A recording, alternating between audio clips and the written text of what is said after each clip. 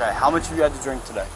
I mean, I've been drinking beers, but I haven't had one in like 2 hours. The tragic accident that claimed the lives of NHL star Johnny Gaudreau and his brother MYUU has sent shockwaves through the hockey world. The release of body camera footage offers a sobering glimpse into the events leading up to the fatal crash. The video shows the suspected drunk driver, Sean Higgins, struggling to perform a sobriety test. Despite his claims of a recent knee surgery, he was unable to complete the test.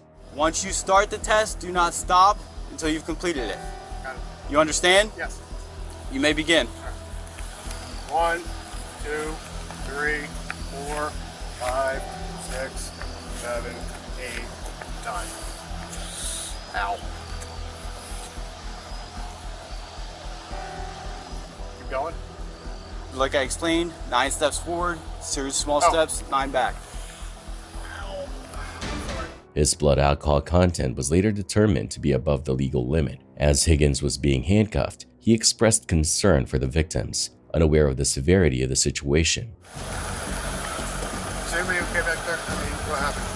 He stated that he didn't see the Gaudreau brothers on their bikes as he was attempting to pass another vehicle. The devastating accident has left a void in the hockey community and has brought attention to the dangers of drunk driving. The Gaudreau family, who were preparing for their sister's wedding, have been left heartbroken by the untimely loss of their loved ones. It's crazy how some people think it's okay to damage historical sites. In August 2024, after a 4-month investigation, 2 men were charged with federal offenses for destroying an ancient rock formation within the Lake Mead National Recreation Area near Las Vegas. Video evidence showed the men wrestling the protected boulders until they crashed into a ravine, all witnessed by one of their daughters. This formation, which had stood for over 140 million years, suffered permanent damage. Charged with injury and depredations to government property and aiding and abetting, the men pleaded not guilty. If convicted, they face up to 10 years in prison. A similar incident in 2016 involved individuals toppling a rock formation millions of years old, also captured on video. I don't know how much the rock weighs, but this huge rock. And then you see in my footage, that they just toppled the rock. When confronted, the vandals claimed the formation posed a safety hazard.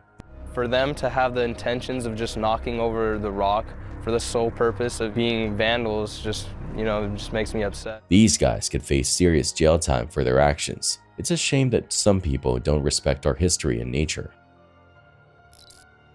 This guy Jamie is seriously the chillest person ever. A popcorn machine at a store caught fire and everyone was freaking out, but not Jamie. He just stood there, totally calm like it was nothing. He's a paramedic and a Marine, so he's used to handling stressful situations. The store even gave him a nickname, the Popcorn Guy. And you know what? He seemed to like it. It was well under control, and the team here at the store had gotten it out, and there was no reason to be more hands into the pot. So it takes a lot to get me jumped and going. It's pretty amazing how some people can stay so calm in a crisis. Jamie's definitely a hero in his own way.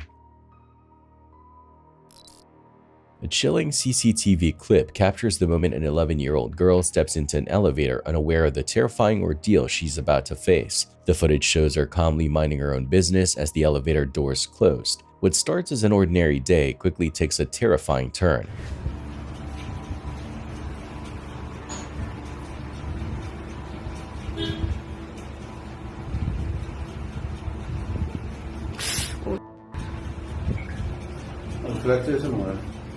चलने दो उसको अभी वो डरी भी है. Midway through her ride, the elevator suddenly malfunctions and free falls. The young girl doesn't notice the danger right away, but the abrupt impact as the elevator slams to the ground sends her sprawling to the floor in visible pain. While the details of her injuries and the aftermath remained unclear, this harrowing footage serves as a stark reminder of the potential risks we often overlook in our daily routines. It highlights the critical importance of regular maintenance and safety checks for public infrastructure like elevators to prevent such horrifying accidents. In October 2015, No Squid Sid shared a creepy video of a stranger lurking around his home. It starts off normal, showing a quiet living room with a sliding glass door looking out to a fenced backyard, but things take a weird turn. A van pulls up beyond the fence and, at first, Sid thought it might be someone visiting a neighbor, but then a man gets out. disappears for a moment and reappears right at the sliding glass door, staring into the house.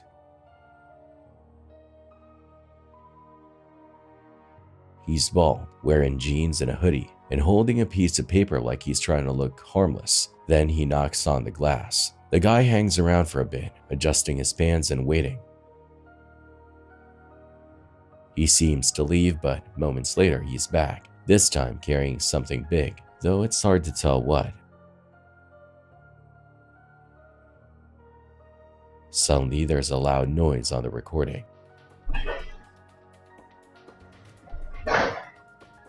The man jumps back into his van and finally drives off, leaving behind a lot of questions. Why was he there? Why knock on the back door instead of the front? And most importantly, what was that noise? When Sid got home, he found a crack in his door, which might explain the noise. Whether it was an attempted break-in or just a random prowler, the man hasn't returned, but the mystery of what he was up to remains.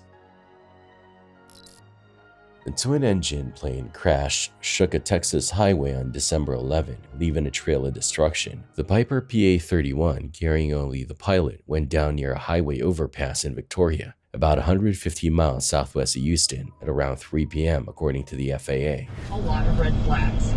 And no doubt the citizens were not informed of this contemporaneously, which has been the theme the entire hour. They could just tell people they picked this guy up and that there's nothing to worry about. But instead, you go digging and come up with the story, and we thank you for that. From a foreign entity or the work of an... Oh my gosh, it hit a bunch of people, hit some cars. We know what's going on. What I heard in there, I'm not going to be able to sleep at night. Droning on, but what is going on?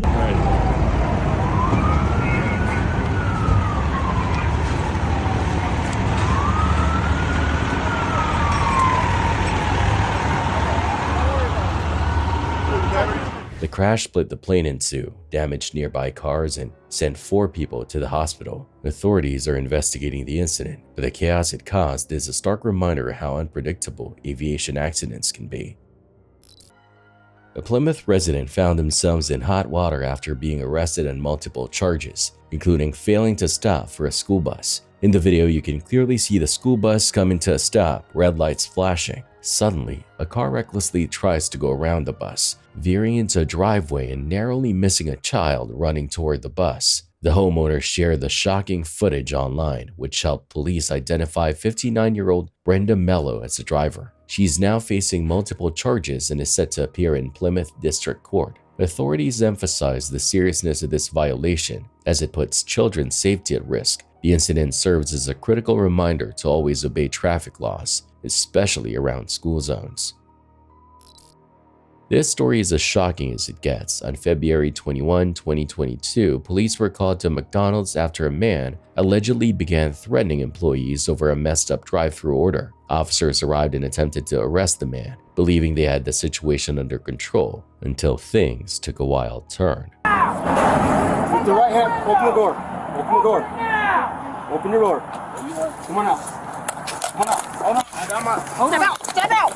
Get out of the car. Down! Gun! Get your arm out! Get your arm out! Get your arm out now! The man cooperated at first, stepping out of the car without resistance. But as officers worked, they noticed someone else inside the vehicle, the man's 4-year-old son. Oh! Drop the gun! Shut up! Kids! You alright, kid? It's alright. Come on. It's okay. It's okay. It's okay. Come on.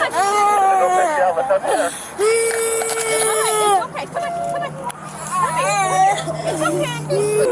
Little boy pulls out a gun. I look back and there's a fist block. This gun right here. Let's take them inside. Suddenly, the child pulled out a weapon and fired a shot, narrowly missing an officer who was standing right by the window. Thankfully, the officer only suffered a minor injury, as he managed to push the weapon aside in time. Our heads were right here. That's where the bullet hit.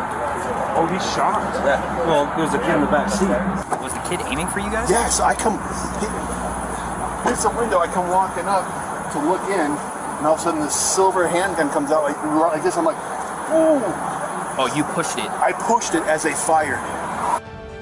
The officers quickly secured the child and de-escalated the situation. According to reports, the boy later told police his father had instructed him to shoot at the officers if they tried to arrest him. The father was charged with felony child abuse and threatening officers with a deadly weapon. It's a grim reminder of how quickly a seemingly controlled situation can spiral into chaos, especially when a child is put in harm's way. This sounds like something out of a movie. Picture it. A guy, dressed like a Grim Reaper, shows up at the door of a private school in Brazil, swinging a huge scythe. The school has a security guard, and lucky for him, the guard's got a weapon. The guy starts acting all threatening, and it's clear he's looking for trouble. The security guard pulls his weapon and points it at the man's head. For a moment it seems like things might settle down, but then the attacker turns and charges the guard. The guard fires back.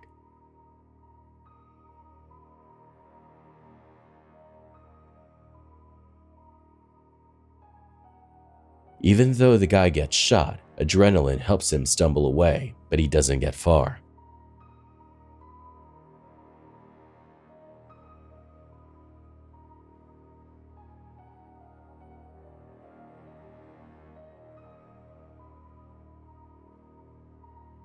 Less than a minute later, he collapses. At least the dog around there was okay. That was a close one. They had just seconds to act. Anyone else inside? No. All right, just stay right there. Oh my God. A fast-moving apartment fire traps a woman on a balcony. One officer thinks quickly and spots a dumpster nearby. Hey, the dumpster, the dumpster, the dumpster, the dumpster! Grab the dumpster! The officer climbs on top to reach the woman, helping her to safety just in time. Oh my God, I'm so sorry. Then, there's this wild moment in LA. A driver leads police on a chase, but it doesn't end like most others. The woman drives straight into the Pacific Ocean. She jumps out of the car and tries swimming away, while a crowd gathers on the beach. We saw a car just speed into the parking lot, and then it disappeared for a second, and then it just drove into the water, stuff flying everywhere on the beach. Rescuers throw her a lifeline, and she's pulled to safety. The police also managed to rescue her two small dogs from the car. The BMW is seen floating in the surf. On July 25th, 1996, Yan Meadows went to the Rivergate Mall in Goodlettsville, Tennessee to sell crafts at a flea market. After parking her car, she opened the back door to let her 3-year-old daughter, Lucy, out. Yan then walked around to the passenger side of the car to grab some items for the sale. But when she came back to the other side, Lucy was gone. Yan quickly contacted mall security, and a thorough search of the mall and surrounding area began, but Lucy was nowhere to be found. Over the following weeks, police interviewed over 100 witnesses, followed up on tips, spoke to parents of children resembling Lucy, and reviewed surveillance footage from the parking lot. The footage was too distant to offer any real clues, but it did show Yan wandering the lot, seemingly looking for someone. Despite all the effort, no trace of Lucy was found. The investigation took a more disturbing turn when police started looking into Yan herself. Yan, a Korean immigrant who had separated from her husband and was living with another woman named Tammy, initially claimed she only looked away for a few seconds before Lucy disappeared. She opened the door and walked around to the trunk, and then the daughter disappeared. But after a couple of weeks, Yan changed her story, saying she was busy for 10 to 15 minutes, which was a huge difference. If the time frame had been known earlier, the search would have been more extensive from the start. This change in the story made Yan a prime suspect in Lucy's disappearance. She underwent 2 polygraph tests but failed both. During this time, a neighbor reported seeing Lucy outside early one morning, not dressed for the weather and crying. Police also questioned Tammy, whose story didn't quite match up with Yan's, making the situation even more suspicious. The police, along with the FBI, conducted a massive search at Yan's house, farm, and the surrounding area, but they found no evidence against either Yan or Tammy. The case went cold for the next 18 years until in November 2004, a witness came forward. This person claimed to have seen Lucy lying on the floor wrapped in a blanket, looking like she had been dead for a day before her supposed disappearance. Though the witness's identity was never revealed, it is believed to have been Daniel, Tammy's son, who would have been 11 at the time. If Daniel's testimony is true, many inconsistencies in the case began to make sense. It seems likely that Lucy had already been dead before her disappearance on July 25th. Yan likely disposed of her body and fabricated the abduction story to cover up the truth. As for who assassinated Lucy, whether it was Yan, Tammy, or both, the cause of death remains unknown, but it could have been from neglect or abuse. Since Yan and Tammy have managed to keep the truth hidden for over 28 years, it seems unlikely that they will confess. Still, the case remains open with the Goodlettsville Police Department, and perhaps someday a new witness will come forward. In April 17, 2023, dashcam footage captured a terrifying incident on a quiet highway in Poland. A truck was driving smoothly when its driver suddenly noticed an oncoming green car. Unfortunately, the driver of the green car didn't realize the mistake and kept heading straight toward the truck. The collision was intense, with the two vehicles crashing violently.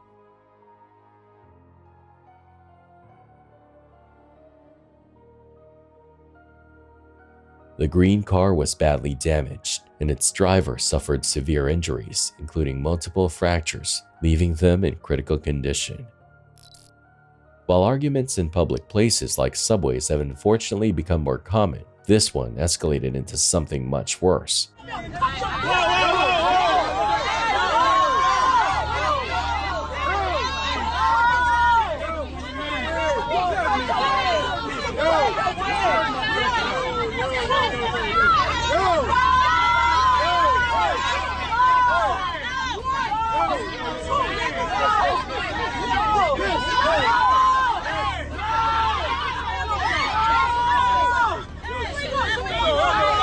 The situation seemed to be calming down as the subway neared its stop, but then the woman involved decided to reignite the tension. Everybody rushing on this. Excuse me. I want that seat.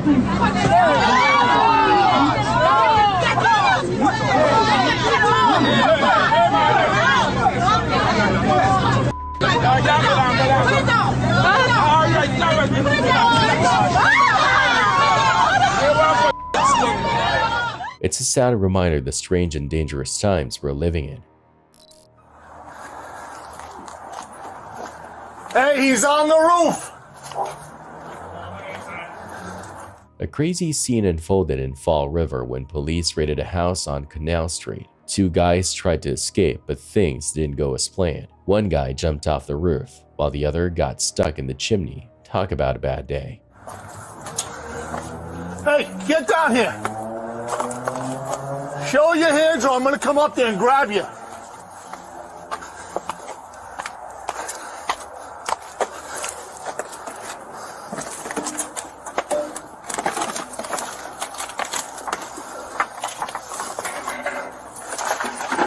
Hey, somebody ran! Somebody ran! What's up? I was walking my dog a little while ago. Yeah. I heard some screaming. I looked up, and that back house, a guy went down. Yeah, he went down the chimney. He's in the chimney? He's in the chimney. Hey! He's in the chimney. What chimney? What chimney? That house, in the chimney. He went. David said he went in the chimney, one of them. How do you do that? I don't know. Window, they must have smashed out. See that window over there?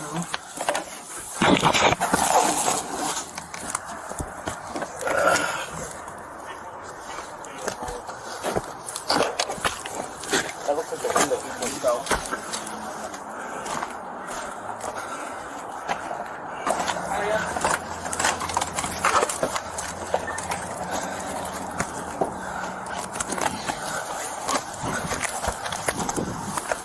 Give me your leg.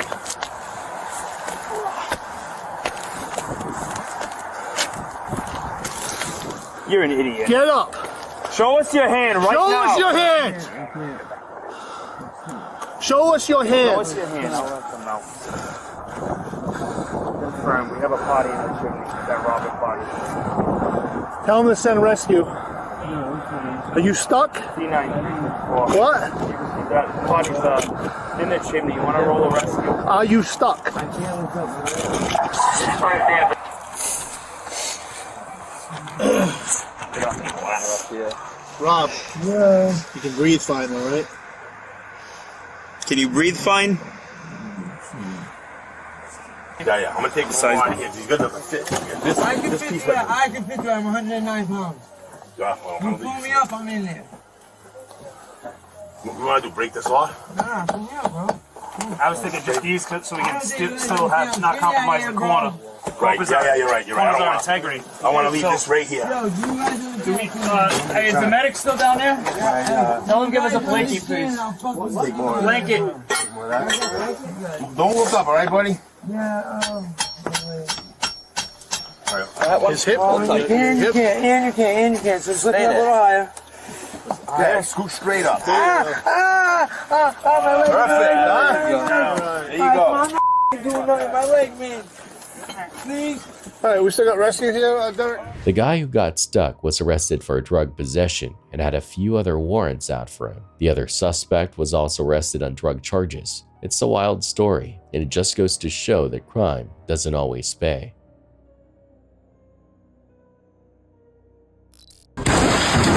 It was a heart-stopping moment when an angry driver crashed his car right into a dealership. I told you. Whoa! Whoa! Call the cops! Is anybody under the car? No. Tyler Slade, the manager at a Mazda dealership in Sandy, Utah, couldn't believe his eyes as the driver earlier that day had purchased a used Subaru Outback for $4,000. Hours later, the man returned, upset about issues with the car that his mechanic had pointed out. He demanded a refund, threatening that if he didn't get his money back, he would drive the car straight through the front door. Hours later, he came back and he was very emotional, upset about the vehicle, had been to his mechanic, said there were some things wrong with it, and he would, like to get his money back. He said, listen, if you don't give me my money back right now, I'm going to run this car right through the front door. Slade says the driver got so worked up that he hopped back in the car and slammed on the gas, crashing through the dealership. Thankfully, no one was hurt, and as the police arrived, the driver, identified as Michael Lee Murray, was apprehended. When asked what he was thinking, Michael admitted that he was just angry and blacked out for a second. Still, he recognized that what he did was wrong. Angry, I was upset about my money. I kind of blacked out for a second. Oh, I know I probably shouldn't have done it, but I guess I just hit a breaking point. Outside a gated house, check out these two suspicious men who made the bold decision to break in.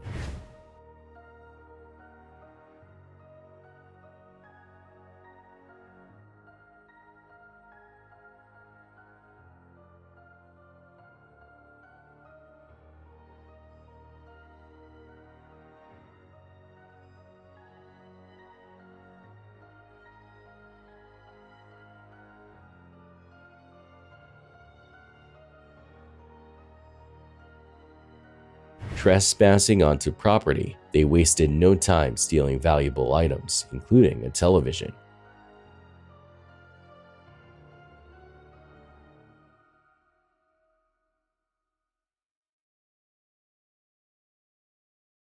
The security footage shows them quickly moving through the house, grabbing what they could.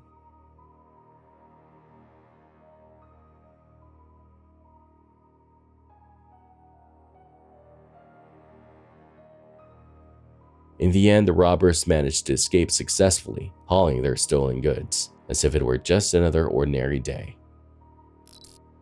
This tragic story of Jared Adedira is one of unanswered questions and lingering heartbreak. On October 2, 1999, at around 11:30 a.m., two fishermen encountered a 3-year-old boy, Jared, while they were fishing on the Big South Trail in Colorado's Arapaho and Roosevelt National Forest. Jared appeared to be alone, but seeing a group of hikers about 80 to 90 feet ahead, the fishermen assumed he was with them. After a brief interaction, Jared ran off toward the group. Tragically, this was the last confirmed sighting of the boy. To understand how Jared ended up in such a precarious situation, we must look at the context. Jared's father, Alan Adedira, was a divorced single dad raising Jared and his 6-year-old daughter, Jocelyn. Alan had been hosting members of the Christian Singles Network group at a resort he co-owned with his brother. On the morning of the incident, the group planned a simple trip to a fish hatchery. Though hesitant, Alan allowed his children to go after assurances they'd return promptly. However, what was supposed to be a short outing turned into a spontaneous 15-mile hike on a rugged trail without Alan's knowledge. Compounding this recklessness, no one in the group took explicit responsibility for Jared or his sister. The group split into 2 sections, making it even harder to monitor the children. Around 90 minutes into the hike,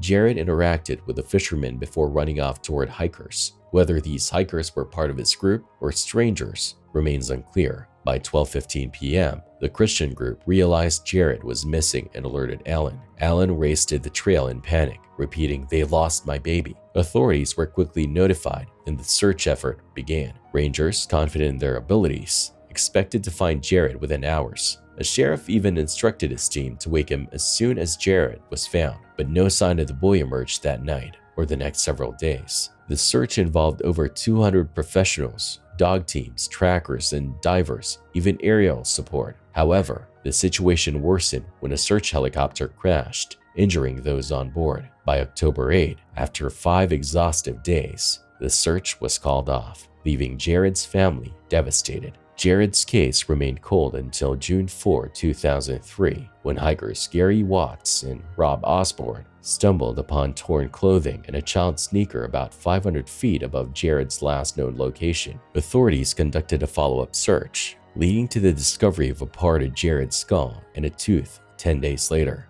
DNA confirmed the remains belonged to Jared. His clothing, found inside out, was also identified as what he wore on the day he vanished. Despite this discovery, the circumstances of Jared's death remain a mystery. Several theories have been proposed. Wandering in hypothermia. Jared may have wandered off, gotten lost, and succumbed to hypothermia, yet the location of his remains on steep, nearly inaccessible terrain raises doubts. Could a 3-year-old navigate such rugged conditions alone?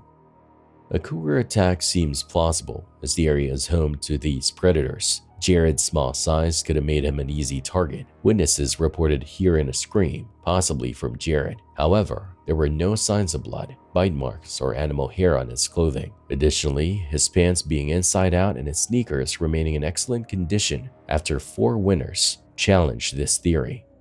A chilling theory suggests that Jared may have been abducted and assassinated by a person. His remains and belongings could have been deliberately scattered years later to mislead investigators. This scenario explains the unusual condition of his clothing and shoes, but it remains speculative. Jared's disappearance sparked media attention and even contributed to the implementation of the Amber Alert system in Colorado. But for Alan and his family, the lingering uncertainty continues to weigh heavily. Jared's story is a stark reminder of how quickly tragedy can unfold and how even with exhaustive efforts, some mysteries remain unsolved. What truly happened to Jared that day may never be known, but his memory endures as a testament to the need for vigilance, responsibility, and answers for the families of the missing.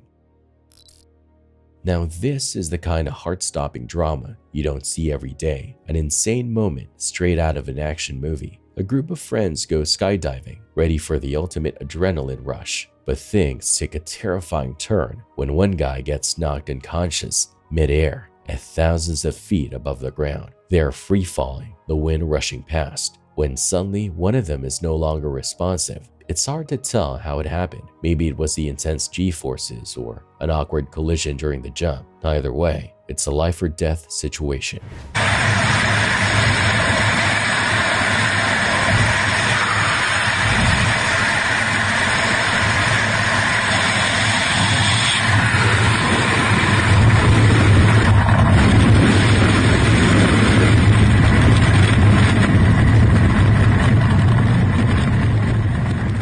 Thankfully, his quick-thinking friend notices something wrong. In a split-second decision, he maneuvers himself towards his unconscious buddy, battling both gravity and the wind resistance. In the chaos, he grabs hold of his friend and deploys the unconscious man's parachute with just seconds to spare. The chute opens, the friend drifts safely to the ground, and the hero lands shortly after. Thanks to some real-life superhero reflexes, disaster is narrowly avoided. This story is a wild reminder why they say skydiving is both thrilling and incredibly dangerous. But also, talk about a friend you trust with your life. This dude deserves all the props for keeping his cool and saving the day.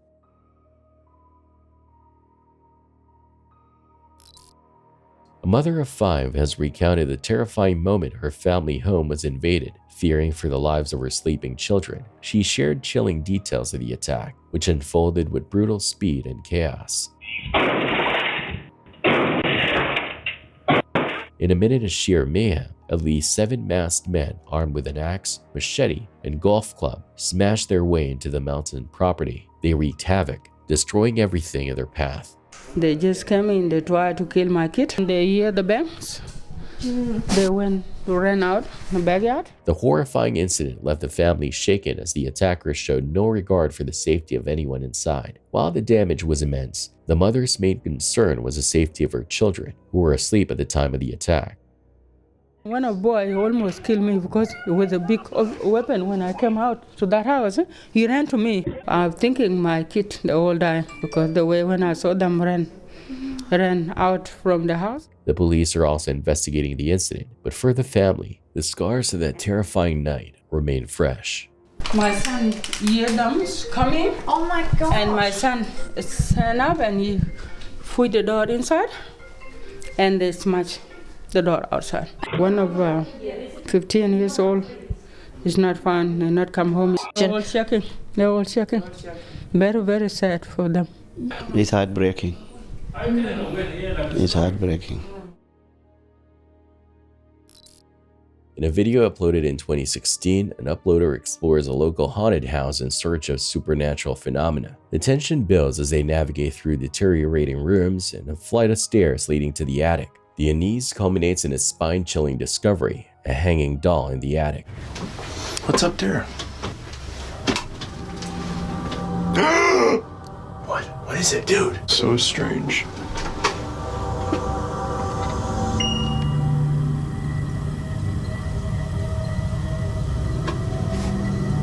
The atmosphere grows even more unsettling when the doll, initially motionless, begins to spin slowly in a circle. Okay, so that is literally probably the creepiest thing I've ever seen in my life. And it's really slowly moving back and forth. That is so freaking weird. How is it moving? I don't know how it's moving. No breeze in here. Well, I gotta feel a little breeze now, but there shouldn't be any breeze in here. There is no reason that baby should be moving.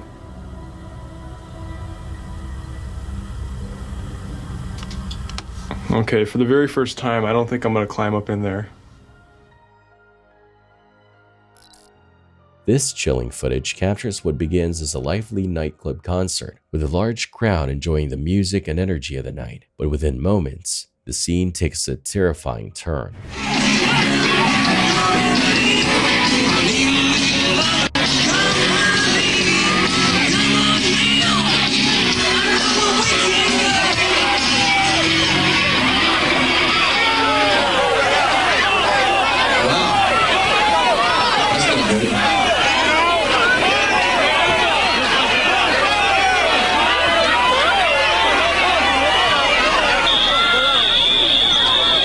A fire erupts, its flames rapidly spreading and consuming the venue. Panic ensues as attendees scramble for exits, the once thrilling atmosphere replaced by sheer terror.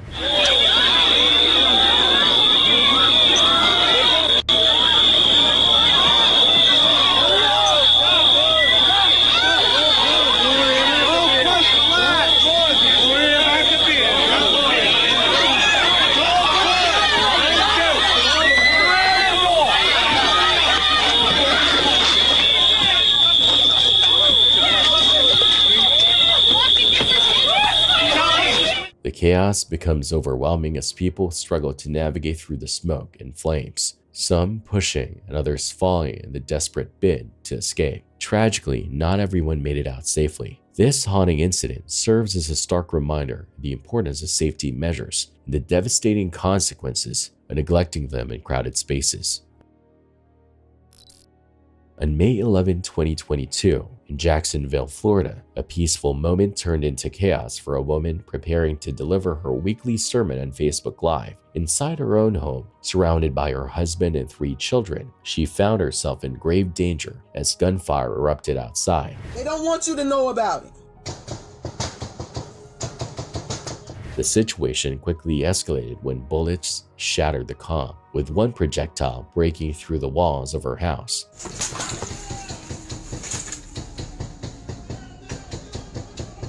The source of the violence? A heated altercation between two groups outside that escalated into a full-blown shootout. Tragically, an innocent bystander driving by was also hit in the crossfire, underscoring just how reckless and indiscriminate the violence had become. They don't want you to know about it.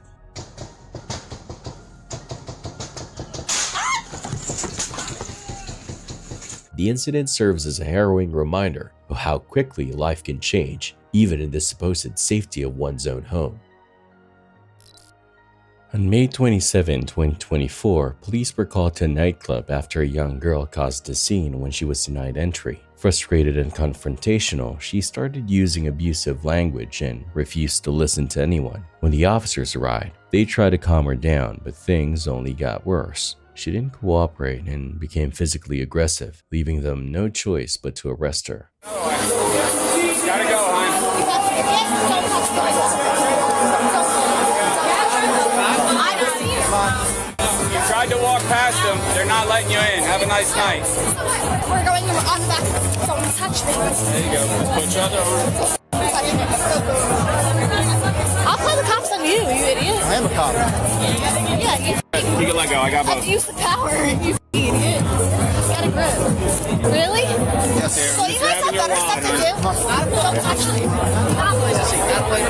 That's a female once. All of you are gross. So you guys have better stuff to do? Stand by. No? Nothing better to do? 6'5" has a 41. Nothing better to do? Huh? I'll be coming to headquarters. Nothing better to do? Should be nothing I'm back not there. getting in unless I have to wear it. You have to get in, hon. Stop. Here. Stop.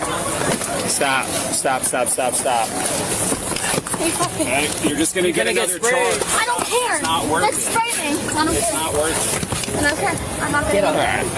No. You f***ing idiot. If you get her feet back in on the bed, You f***ing idiot.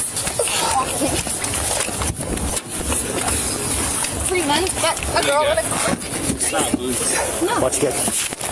Got her.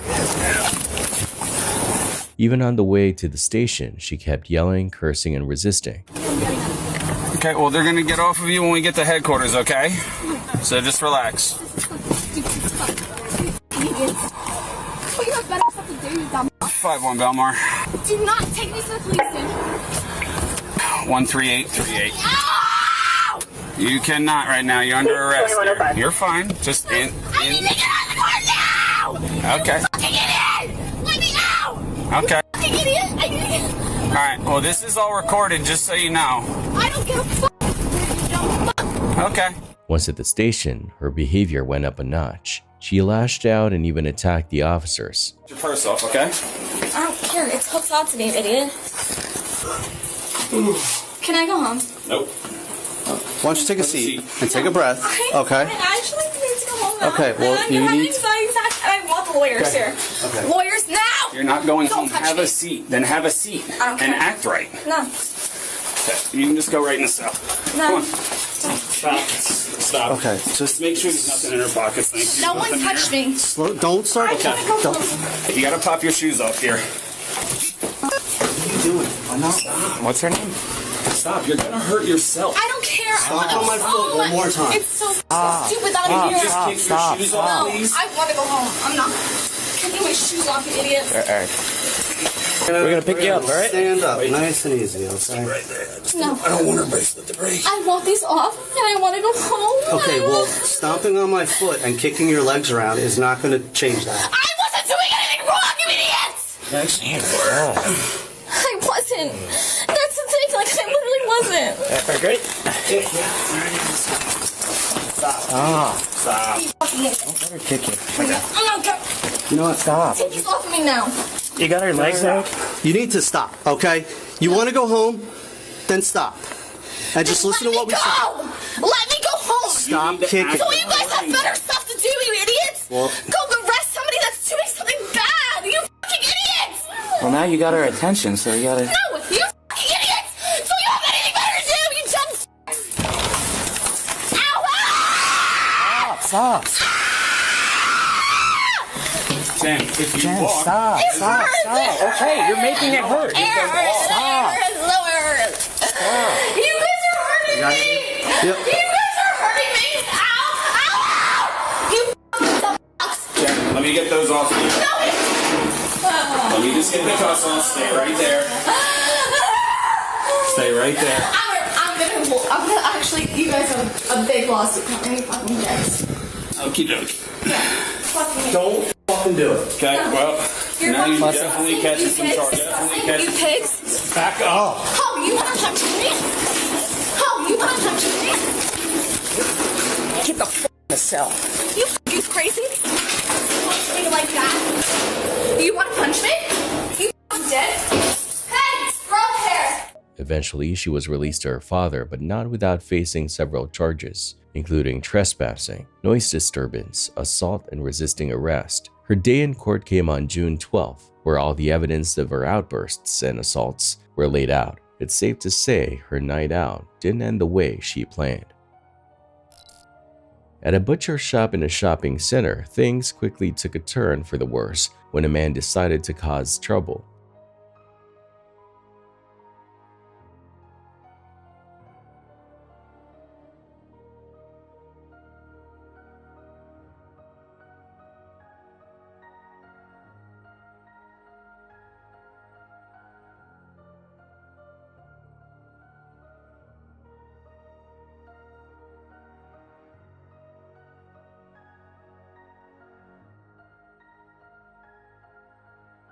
After harassing the cashier, he pulled out a pistol and got even closer to her.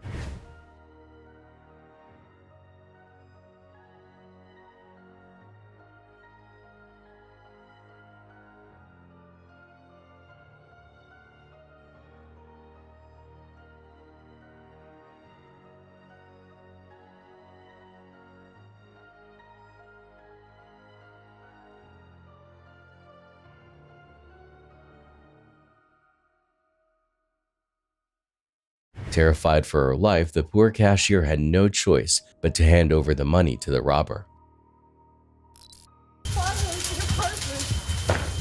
Flames quickly turned into an inferno, growing in size within minutes and engulfing an entire apartment building. The crackling sound, usually heard around a campfire, now represented people's entire lives going up in smoke. Yeah, destroy everything burning, you know, like you see right now in there, inside. Luckily, the Houston Fire Department arrived within just 3 minutes, but by then the damage was done. 4 apartments were completely destroyed, and others were left drenched with water. However, thanks to the quick thinking of some neighbors, everyone managed to escape safely. When the firefighters searched the wreckage after putting out the fire, they made a heartwarming discovery. 2 cats somehow survived the smoke and flames. A grateful resident thanked everyone for saving her 2 cats. I want to say thank you for the bomberos for saving my cat, my 2 cats. Despite losing everything else in the blaze, the video shows the total destruction, but what's not visible is the heat still radiating from the building. Hours after the fire was put out, a hose could be seen still running as people try to fill up buckets to help fight the fire themselves. The video also captured at least 2 kids inside a reportedly abandoned apartment, and when the camera looked through an open door, flames were visible. Authorities have called in arson investigators to determine the cause. While everything they own was destroyed, the residents are somehow still grateful for their lives this Thanksgiving. At least we're here, you know, in God's place, you know. That's the only more important for here, you know. In East Baltimore, a man caused chaos by crashing his car into several parked vehicles on a quiet street. A crowd gathered, but they were too scared to intervene, and stopping him seemed too dangerous.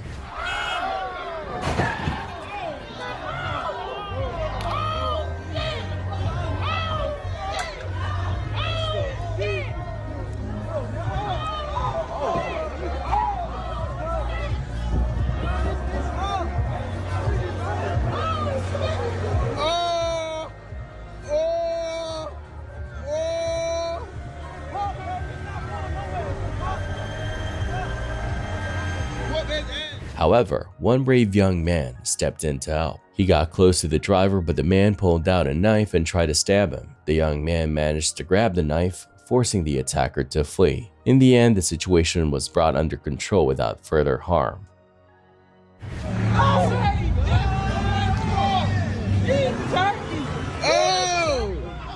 Whoop his ass! Whoop his ass! Whoop his ass! Whoop his ass! Whoop his ass! Whoop his ass! Whoop his ass! Oh! Oh! Oh! In a tragic incident at a hotel in Hyderabad, 23-year-old UD Kumar fell to his death after chasing a dog playfully. The event occurred around 12:30 a.m. when Kumar, who was staying at the hotel to celebrate a friend's occasion, spotted a dog in the lobby. As he playfully ran after it, CCTV footage showed him losing control while trying to make a turn, leading him to fall through an open window on the 3rd floor. Sadly, he died instantly from the fall.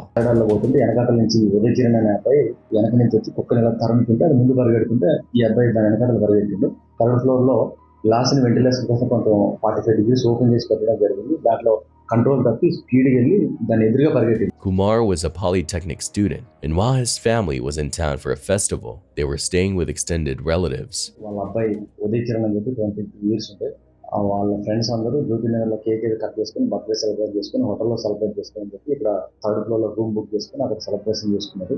Celebration చేసుకున్న తర్వాత around 12:30 మధ్యలో. In the video, a friend can be seen looking out the window and running downstairs to inform others after witnessing the tragic event. In a shocking incident captured by bystanders, a helicopter apparently used for tourism spirals out of control as passengers attempt to board. The footage shows people standing on the side of the road, watching the helicopter take off. The pilot is seen outside, helping people board when something goes wrong.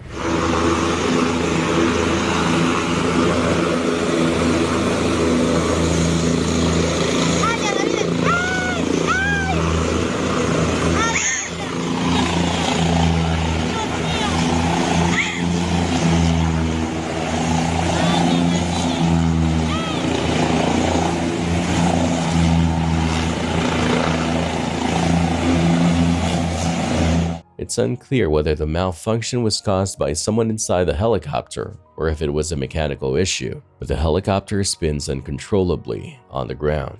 One person is seen running away in fear while the pilot, fighting for his life, ducks multiple times to avoid the spinning tail rotor, which could have been fatal if it struck him. After a tense struggle, the pilot manages to regain control, getting into the helicopter and stabilizing it. Fortunately, no injuries have been reported, though details about the incident remain scarce. This man must have had a horseshoe and 4-leaf clover in his truck, because how did he survive this mudslide? Watch this. In a recent video covering a landslide in Peru, new footage has surfaced showing how one lucky driver narrowly escaped with his life. Many viewers were shocked to see that no one was seriously injured, considering the intensity of the event. The video shows the driver's quick reaction after seeing a boulder hit the truck in front of him.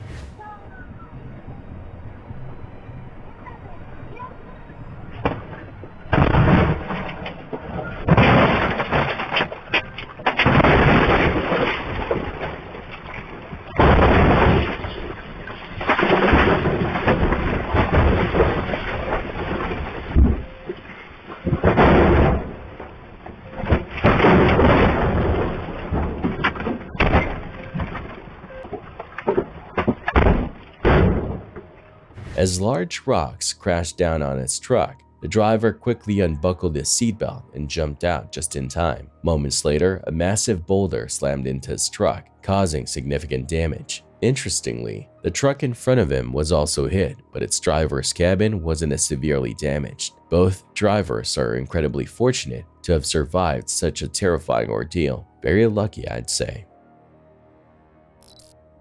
Independence police have released edited body camera footage from a tragic officer-involved shooting on November 7, 2024, which resulted in the deaths of 34-year-old Maria Pike and her 2-month-old daughter, Destiny. The footage reveals a tense 4-minute sequence of events leading up to the fatal shooting. The police response in the incident have drawn widespread attention, with many questioning the circumstances surrounding the deaths. What's going on? I called my son and asked him if it's okay for me to come up here to see my granddaughter. It's number 6. Yeah. 2 seconds left. Just a second. Over.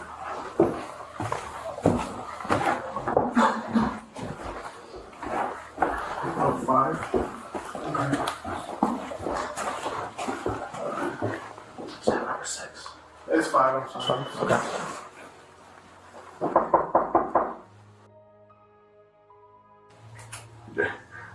Did you do something illegal? No. Okay. So can we come and talk about what's going on? I accept your terms. What's up? Yeah. Okay. What happened? Hi there. What's your name? Can you come out here, please? Please.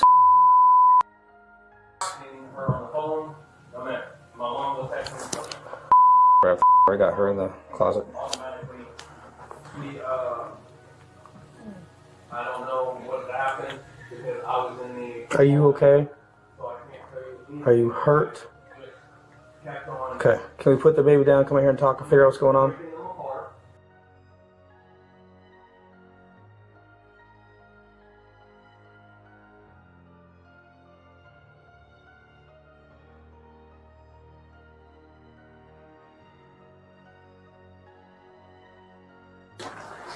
You gonna give her to the baby? Okay.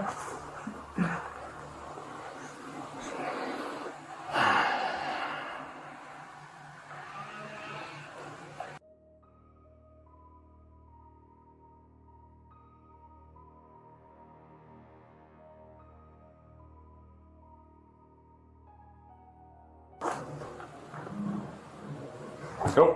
Whoa!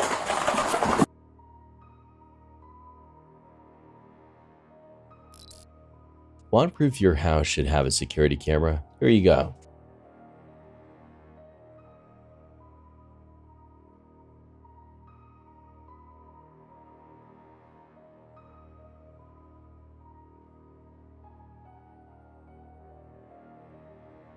The footage shows robbers attempting to break into a house but being unable to get inside.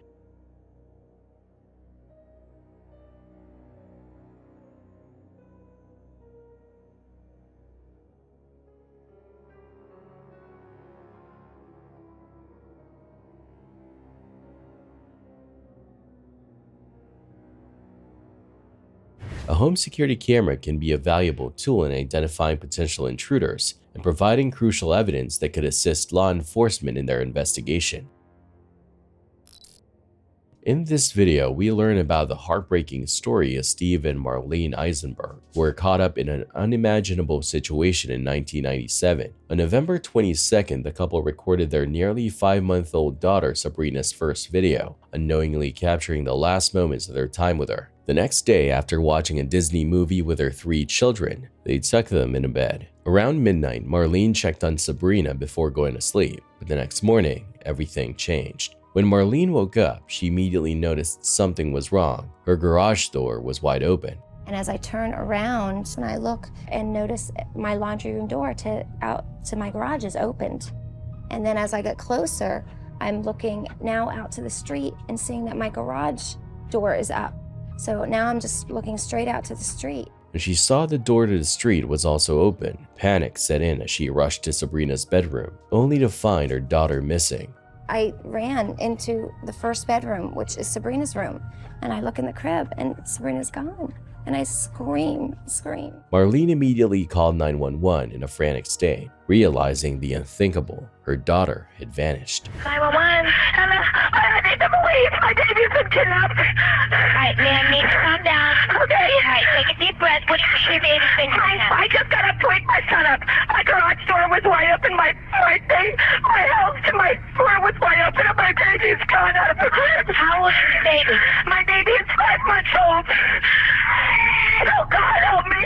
It turned out that the couple had forgotten to close the garage door the night before, which led to the tragic events. As the police began their investigation, they launched the largest manhunt in Florida history at the time. However, when examining Sabrina's room, they discovered a mysterious footprint and fingerprints near the crib, leading them to believe someone had kidnapped her. But with little other evidence, suspicion quickly turned on the parents, Steve and Marlene. The police started focusing heavily on the Eisenbergs, questioning them intensively and even making them take polygraph tests. Someone could have walked into a suburban home in the middle of the night, plucked a 5-month-old child out of her crib, obviously raised a lot of suspicion around the Eisenbergs. It's unusual for a true kidnapping. A lot of times they find out that it's someone the family knew or had knowledge of, and that's part of the leads we're looking at. While Steve passed, Marlene's results were inconclusive due to her emotional distress. Over time, the police became more fixated on the idea that the parents were involved in their daughter's disappearance. They even instructed Marlene to appear unemotional during a TV interview, which backfired and made her seem uncaring. Please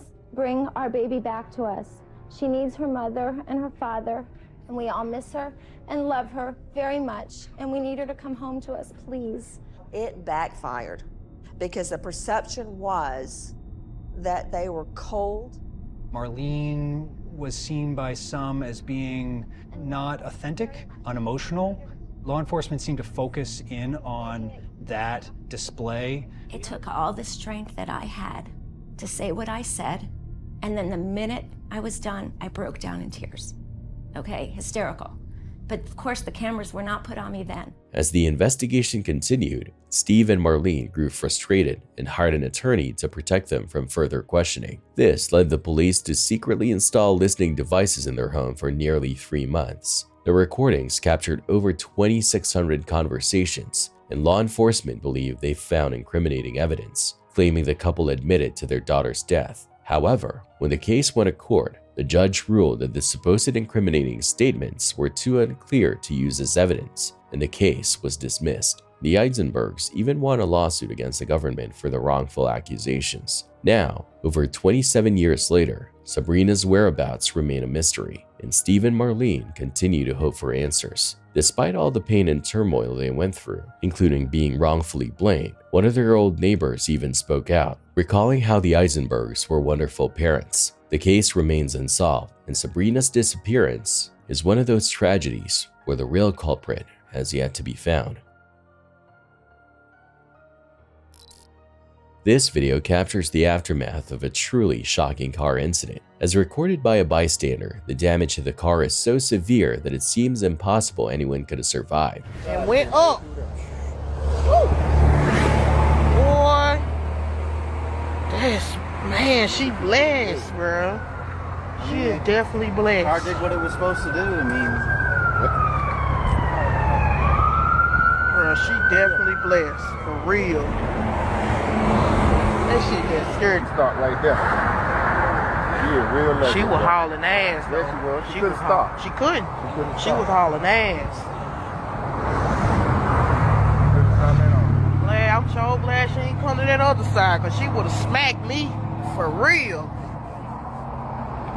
Yet incredibly, the driver, a woman, can be seen inside, apparently unharmed and calmly speaking on the phone. The man filming the video expresses his disbelief, repeatedly emphasizing how blessed the woman is to have walked away from such a catastrophic crash. He mentions that she was driving recklessly fast or hauling ass before the collision. The car struck a truck that appears to have been stationary, resulting in damage so extensive that the vehicle is almost unrecognizable. Despite the terrifying nature of the crash, the woman somehow avoided serious injuries. Her survival feels like nothing short of a miracle. It's hard not to wonder what combination of factors, perhaps the car's safety features or pure luck, allowed her to escape what could have easily been a fatal accident. What are your thoughts on this? It's a chilling reminder of the importance of road safety and how unpredictable life can be.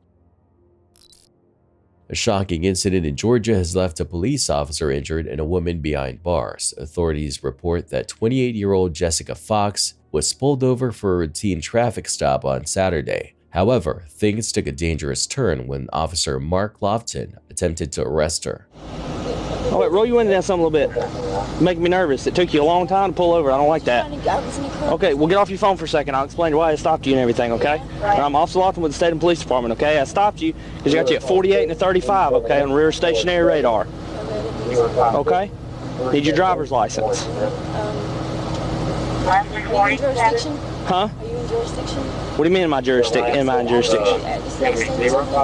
No, it's not. This is not out of the same city limits. Okay, I'm deputized. Okay, I have statewide jurisdiction. I'm just like a sheriff's deputy. I'm just explaining to you. Okay, and I got you back there in the city. Okay, okay, but yes, I have arrest powers in the county. Okay, all right. So I need your driver's license.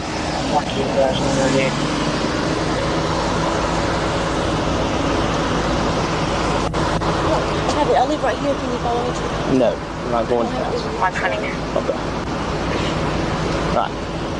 Go ahead and step on out. Step to the rear back here. Huh? Yeah, step out. You got any alcohol to drink today? No. Okay. You can hang up. Yeah, hang up your telephone. Leave your telephone in there.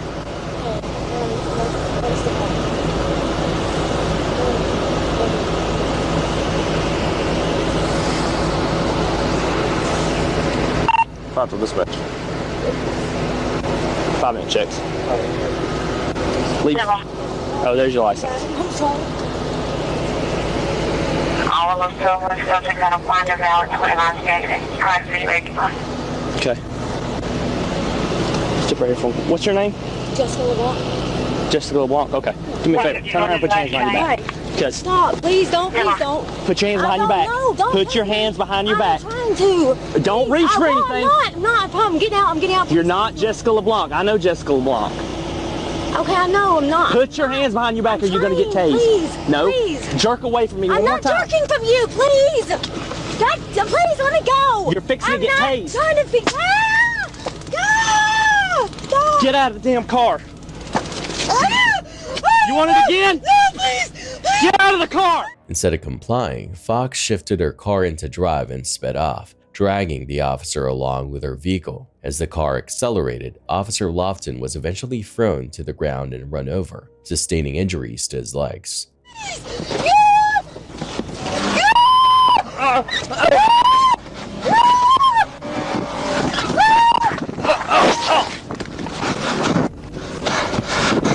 The daring escape led to a manhunt for Fox, who was later apprehended and is now facing multiple charges, including assault on an officer and evading arrest. Incidents like this highlight the unpredictable and dangerous nature of law enforcement work. Thankfully, Officer Lofton is expected to recover, though the situation could have ended far worse. This body cam footage from St. Paul, Minnesota captures just how quickly a routine police call can escalate into a deadly encounter. The incident occurred on May 6, 2024 when officers responded to a call involving a woman, later identified as Pepsi Heinel. As officers entered the home, they announced their presence and encountered Heinel sitting under a blanket. St. Paul Police! St. Paul Police! Police! St. Paul Police! Here! Back here! Back here! What's going on? She was turning blue! What's going on? What's going on? Oh! What's going on? She was turning blue in her mouth and she wasn't breathing. Initially, she appeared unwell. However, in a split second, Heinel reached under the blanket, pulled out a handgun, stood up and pointed it directly at the officers. Reacting immediately to the threat, 3 officers fired their duty weapons, fatally striking Heinel. Are you okay, ma'am? Hey. Are you okay? What's She's going not on today? She's not okay. I'm okay. Oh God, she's not okay. Did you take any drugs? That's what I was. Oh. Hey,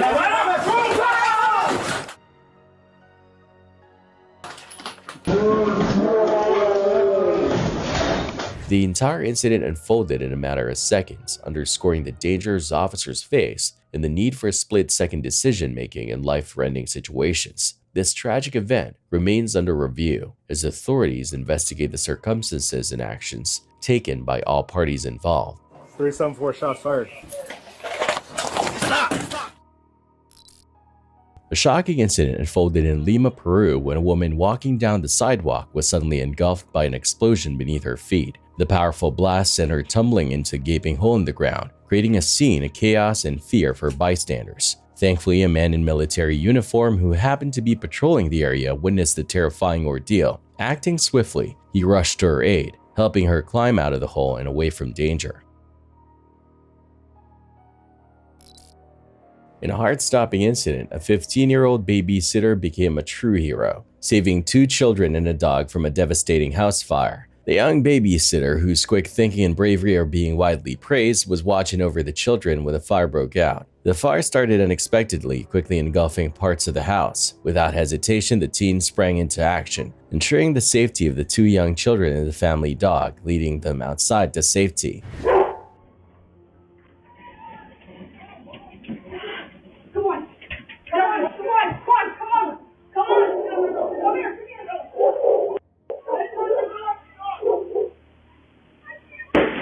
Thanks to her courage, all lives were saved, and first responders were able to contain the fire before it spread further. The babysitter's quick actions undoubtedly prevented what could have been a tragic outcome.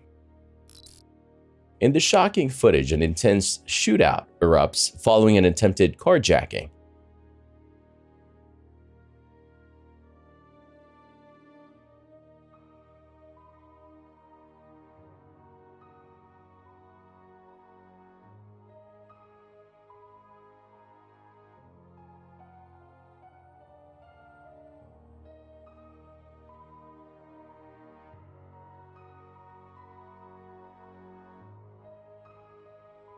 The scene quickly escalates as shots are exchanged between the parties involved. The chaos unfolds with incredible speed, showing how volatile and dangerous such situations can become in an instant. Rounds were fired, and what the individual in the white truck does next is insane.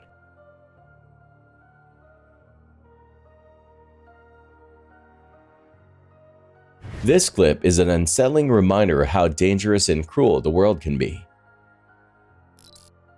This incident involves 40-year-old Anna Toyne, who faced serious legal consequences for leaving her 4-year-old child unattended in a running car for over 30 minutes outside an Outback Steakhouse in Delray Beach, Florida on February 24, 2024. Hey, don't you do it! Yo, what the?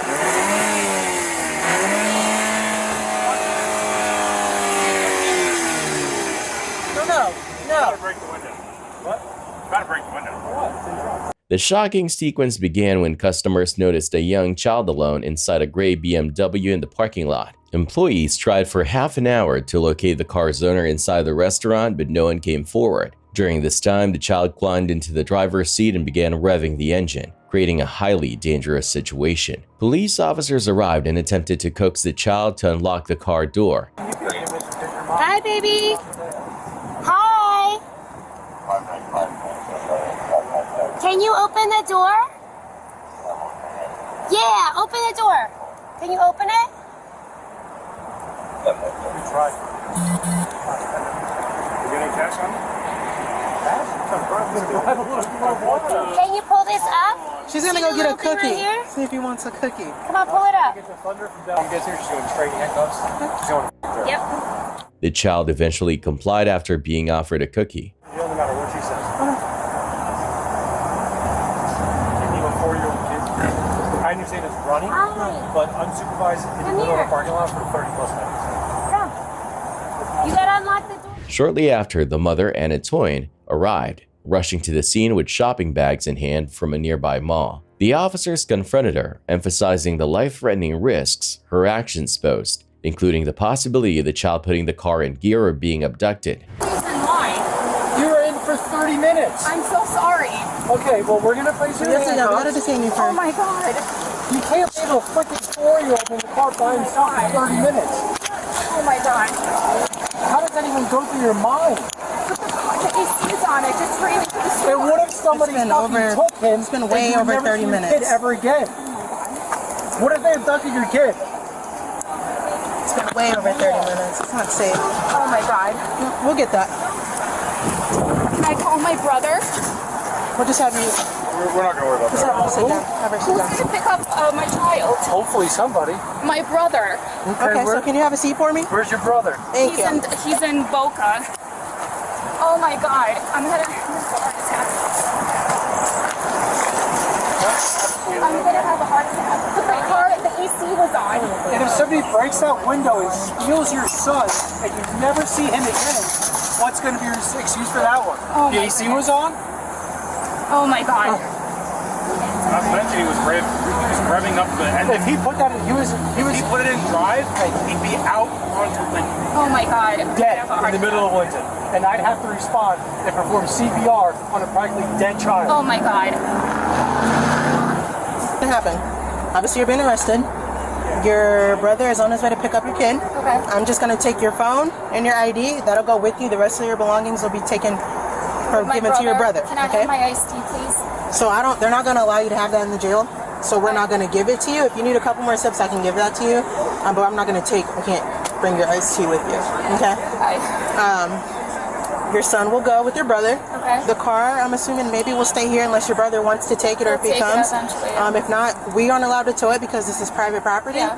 But if they don't want it sitting here, if the owner doesn't want it here. Toyne seemed distraught but was ultimately arrested and charged with felony child neglect. This serves as a stark reminder of the potential dangers of leaving children unattended in vehicles, even for what seems like a short time. What are your thoughts on this case? Could this serve as a cautionary tale for others? A viral video on social media shows a resident of Belo Horizonte turning into a true urban hero by stopping the theft of bicycles in his building in a rather unconventional way, using a katana, the iconic Japanese sword. In the footage, the man is seen calmly tying his hair into a bun like a samurai preparing for battle, before wielding the sword and confronting the criminals. This unusual scene earned him the nickname Samurai of BH, which quickly spread through comments and memes online. Although his bold and almost cinematic act has been praised, it also sparks debates about the risks of reacting to dangerous situations like this. On the other hand, many internet users applauded the resident for his creativity and determination in protecting the building's property. What do you think about the story? Does the Samurai of BH deserve applause, or should caution have prevailed? This next video from TikTok user Unknown Railfan 1373 is pretty weird. Check out what they caught. That ain't good. Don't know who's running that, but I mean, yeah, okay. Well, that's not good. Not sure who's driving that thing, but it seems like there's no one in control. In fact, it looks like there's nobody on the train at all. That's already creepy, but another TikToker, Ethan Newsome Music, spotted something even weirder about the train. Take a look and see if you notice it. Please tell me I'm not the only one who saw that. Am I the only one who saw that? As the train keeps going, it kind of looks like there's some strange, hunched creature hanging out at the back. People around the world have reported seeing ghost trains. There's a story of a funeral train that runs from Washington, D.C. to Springfield, Illinois every year. Around the time Lincoln was assassinated, ghost trains have been spotted in places like the UK, Japan, Canada, and Sweden too. Some of those sightings have been explained, but a lot of them still don't make sense. So could this video be showing a ghost train with no driver rolling down the tracks? And what about that creepy figure at the back? Watch it again and tell me what you think is going on in the comments. Don't know who's running that, but I mean, yeah, okay. 10-year-old Lola was sitting in the passenger seat of her parents' car parked in the driveway when she noticed someone approaching the house. At first, she thought it was just someone making a delivery or trying to sell something. But when the man walked right into the garage, Lola realized something was off. Without wasting time, she screamed at him, scaring him away and making him run off.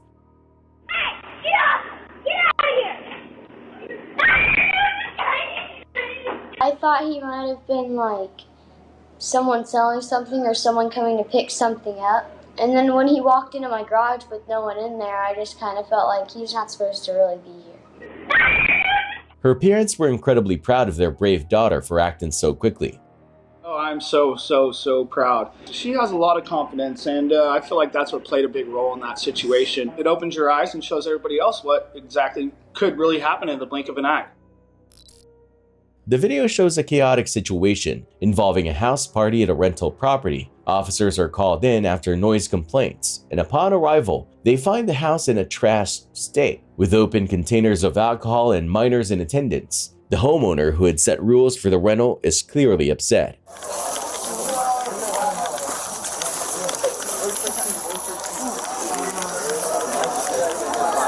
Going the wrong way, boss. Everybody go. Nope, no you're not. You're going out. You have to leave right now.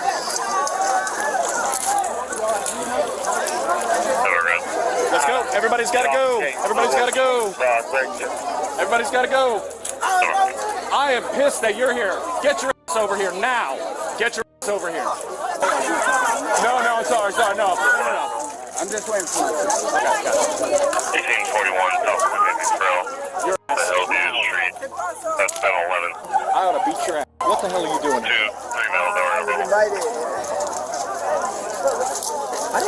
They told me the cop said it was okay. So, I'm not intoxicated. You realize the homeowner called because she had no idea this was going on and she lets everybody trespass. Which means your name goes in a case report. Don't trespass. Details on that 69. The group in charge of the party is detained, and there are signs of reckless behavior, including a person crashing their car into the house. So we've got, here's the problem that I've got, is we've got open containers of alcohol. I know there are minors here because some of them were kids that I used to teach when I was in school. Okay? So someone's getting charged with an open house party today, second-degree misdemeanor. All right? So I need everybody who's in charge of this to have a seat on that couch. Sir, does that mean like going to jail tonight? It could be the option. I wasn't responsible for this. So have a seat on the couch. If we need to call whoever the boss is, because I know y'all work for a company, right? If we need to call whoever the boss is, that's fine. We can do that. But right now, you're not free to leave. If you wouldn't mind just staying 10-12, there's a lot of noise in one time. All right, sir. Sorry about what's going on. I'll talk with you in just a minute, okay? But yeah, if you want to start taking video evidence for insurance, whatever you got to do.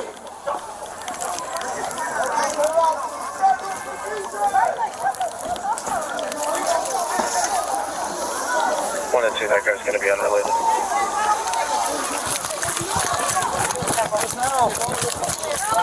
Oh shit! What the hell do you think you're doing? What are you doing? What are you doing? I'm sorry. The situation becomes tense as officers try to get control, with one of the individuals trying to flee and another being detained for crashing his car.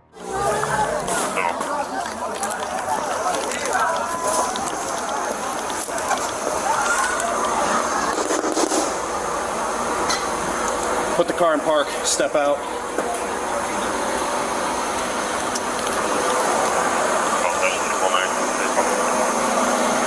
10-4, if you could put a signal 4 screen and holding for me at this same location. Florida tag, it's going to be vehicle versus structure. We're 1074, no need to roll fire. I'm just trying to get out, sir. That's all. Well, you just crashed into that, so now I'm going to need your license, registration, proof of insurance. License and everything else is in there. Okay, appreciate that.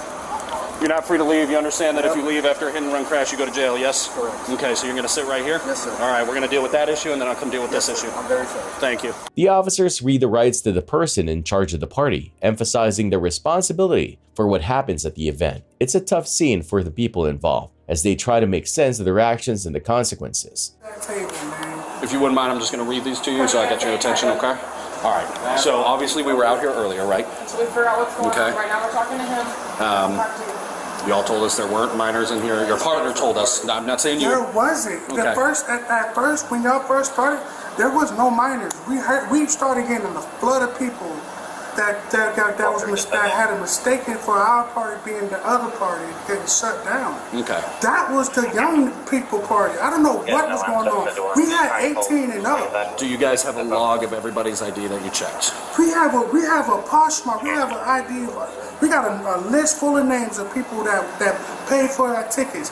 Everybody that was at our gate had tickets. The homeowners are left to deal with the damage, and the officers are working to ensure everything is handled according to the law. The entire situation unfolds in a messy, fast-paced way, showing the risks of hosting a large, unsupervised gathering. Hi there. Are you a homeowner here? I am. Are you Annette, right? Annette. Yes. Okay. Hi. I'm Officer Jones, Sarasota Police Department. Hi. Thank you so much. We were out here earlier tonight for a noise yeah. complaint. At that point, the person who was renting out the property showed me the contract. The noise ordinance level was down. I did not have enough to try and put an end to anything, unfortunately. Yeah. So we cleared that with a report. I still got to type that tonight. Sorry. Have you been inside yet? No, my husband's in there right now. He goes, you might not want to come in there. Okay. It's trashed. It's trashed. So whatever you guys need to do to take pictures for insurance, work that out. What did they let you know was going to be happening here tonight, if anything? They're like, oh, we wanted to have a gathering.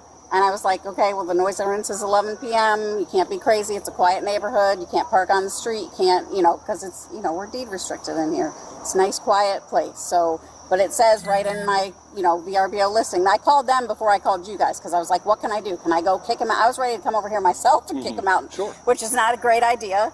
But I was like, can I make them vacate and trespass them? And she said, yes, you can do that because it says right in my listing, there's no parties.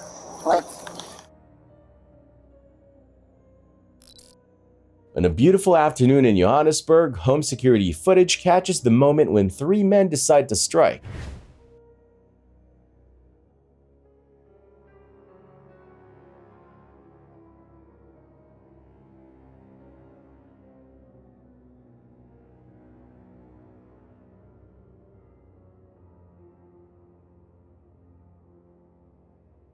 The group manages to steal a TV and cell phones from the unoccupied house.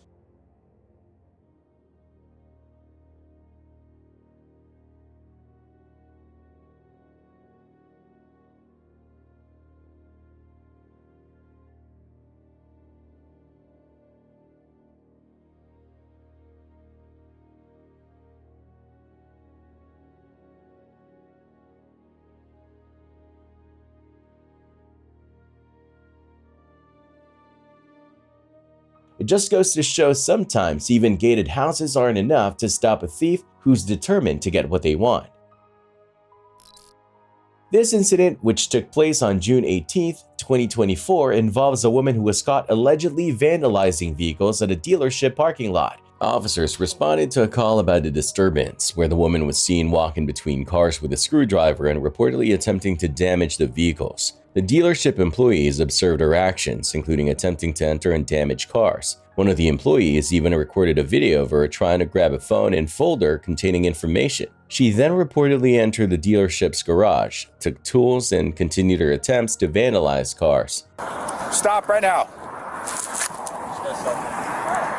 Turn her, put it down now. Put the other thing down now. Everything in your hand. You want to detain her?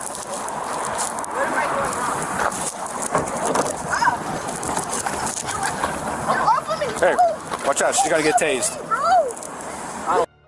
Me, bro! Off of me! You're hurting me, bro! You're hurting me! You're hurting me, bro! You're hurting me! Get your hand out now. Stop resisting. Stop resisting. Ma'am. Get off. I'm just... You're hurting me, bro! You're hurting me! You're hurting me, bro! Ma'am. Get off! Get off! The woman was detained after resisting arrest. During the arrest, she claimed she was injured, mentioning scratches and burns from being slammed onto the ground, but no severe injuries were confirmed. I got her detained. Ma'am? Get my shoe! Get the off of me! Don't touch me! All because these idiots, bro! They don't want to get in my registration. I've been coming here for 2 months, paying for this shit for 2 months, and they still don't want to get in my registration. Look. They know what they're doing wrong. Step for. Have a green and white get here so we can detain her in the car. Please stay on the ground. Don't touch me! Sit down. Sit down. Ma'am, stay. Touch me! Hey. Let's go. Give me my phone. Give me my phone. Give me my phone. Give me my phone. Stand up. You're only doing this because there's nobody there that can see No, you're going over to our cars. Get Now stand off up. of me. Get the off of me, bro. Get off of me, bro. Stop. Oh, because these people don't want to give me my shit. That's not going to work. Because if you try to hurt me, you're going to go to the ground. Officers noted that she was uncooperative, and her behavior escalated as she continued to resist. I said stand. I'm trying to put my name in my pocket. I don't care what you're doing. I told you to stand in one spot. Now stand. Oh, because these people don't want to give me my shit. All these cars are fucking using scratches up, bro. You're not going to try and put that shit on me. Stop. That's your bullshit. You the bitch Stop. supposed to do that shit?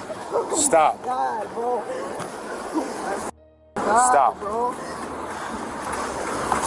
Fucking touch my neck. Fuck me. Have a seat on the ground. I'm not sitting nowhere. I'm not sitting. Have a seat on the ground. Ow, no, do that shit to me, bro. Get the off of me. Stop. Please, can you call for Stop. me, please? Please call somebody for me, please. Tell him Yoshi's getting Stop. before my office. Don't worry, my camera's on too. Okay, what vehicles did she hit? All these two vehicles. She smacked this way, and then she go inside of the. Okay, well you gotta show me damage on any one of these vehicles because I don't see nothing. Yeah, but I don't see. I don't say zero damage. She say it's matching the vehicles, and after that she goes right there and get the screwdriver, and the police officer come in. The employees of the dealership pressed charges, citing criminal damage, burglary, theft, and resisting arrest. The dealership also confirmed that video surveillance footage was available, which was being reviewed at the time of the investigation. Está bien, pero sigue pegándole a los carros, pues. Síguele pegando a los carros. Síguele pegando a los carros. Do it, hit it. Why you didn't do it? You need to back up from me. Back up from me, bro. Back up from me. What? Hit me. Hit me. Back up from me. I'm doing it right here. Watch out, watch out, watch out. Back out. Pull up, bro. Yeah. They're stealing over here my money and they're. Yeah. Mm-hmm. The woman was charged with criminal damage to property, burglary, theft, and resisting arrest. The case remains open in court as of now. On the Facebook page Maine Coon Town, a video featuring a Maine Coon cat has left viewers both amazed and creeped out. The massive size of the cat is attention-grabbing at first, but it's a strange movement in the background that has commenters spooked. A bag seemed to move on its own, which some viewers find eerie. However, some keen-eyed commenters believe the video might be AI generated.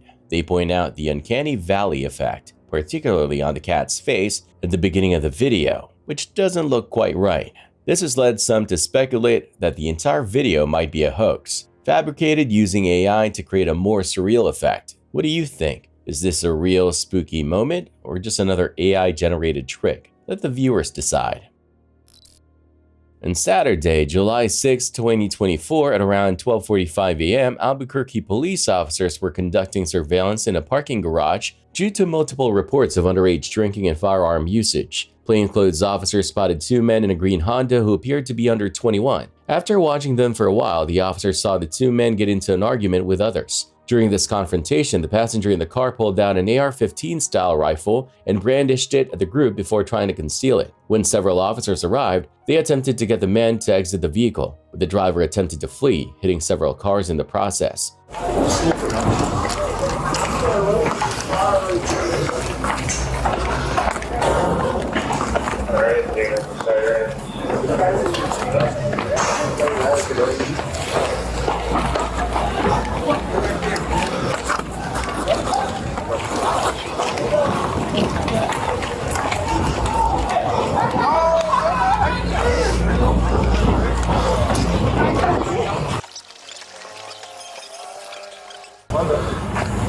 Put your hands up.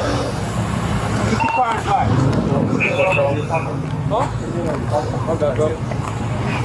Right here, Put right the here. car in park. Yeah, this is it. Put the car with the gun. Passenger's the one with the gun. Passenger has the gun. Hey, step over here. Open the door right. Hey, open the door right now. Open the door. Open the door right now. Open the door. Watch out, watch out, watch out.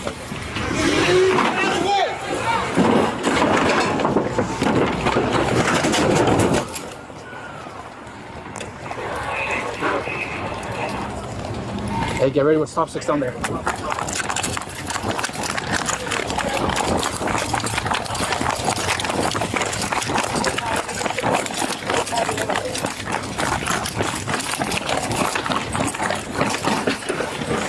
out the way, bro. Stop! Stop! Stop! Unlock the door! Unlock the door!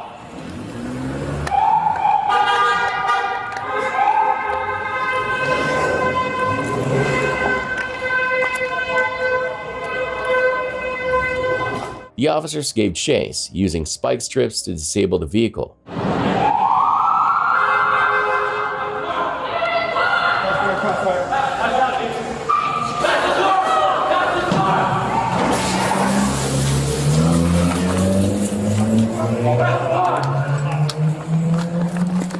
Stop up first and right above the axle.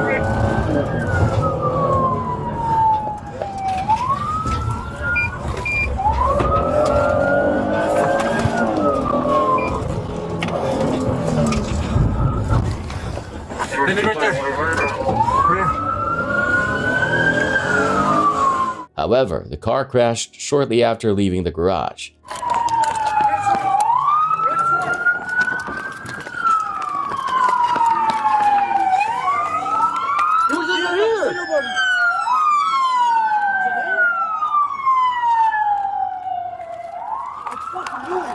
Yeah, it was him. Where'd he go? He was right here. Don't move or I'll shoot you. Moron. He's wearing black. Yeah, this is the driver. This is the driver. This is the driver. Yeah.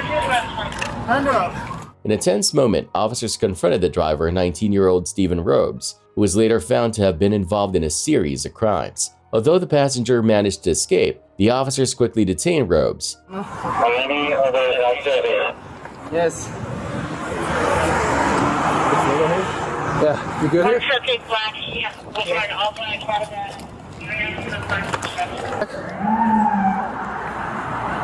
Here. Yeah, this is location for the guy in all black. He was running west on Central from 4th Street.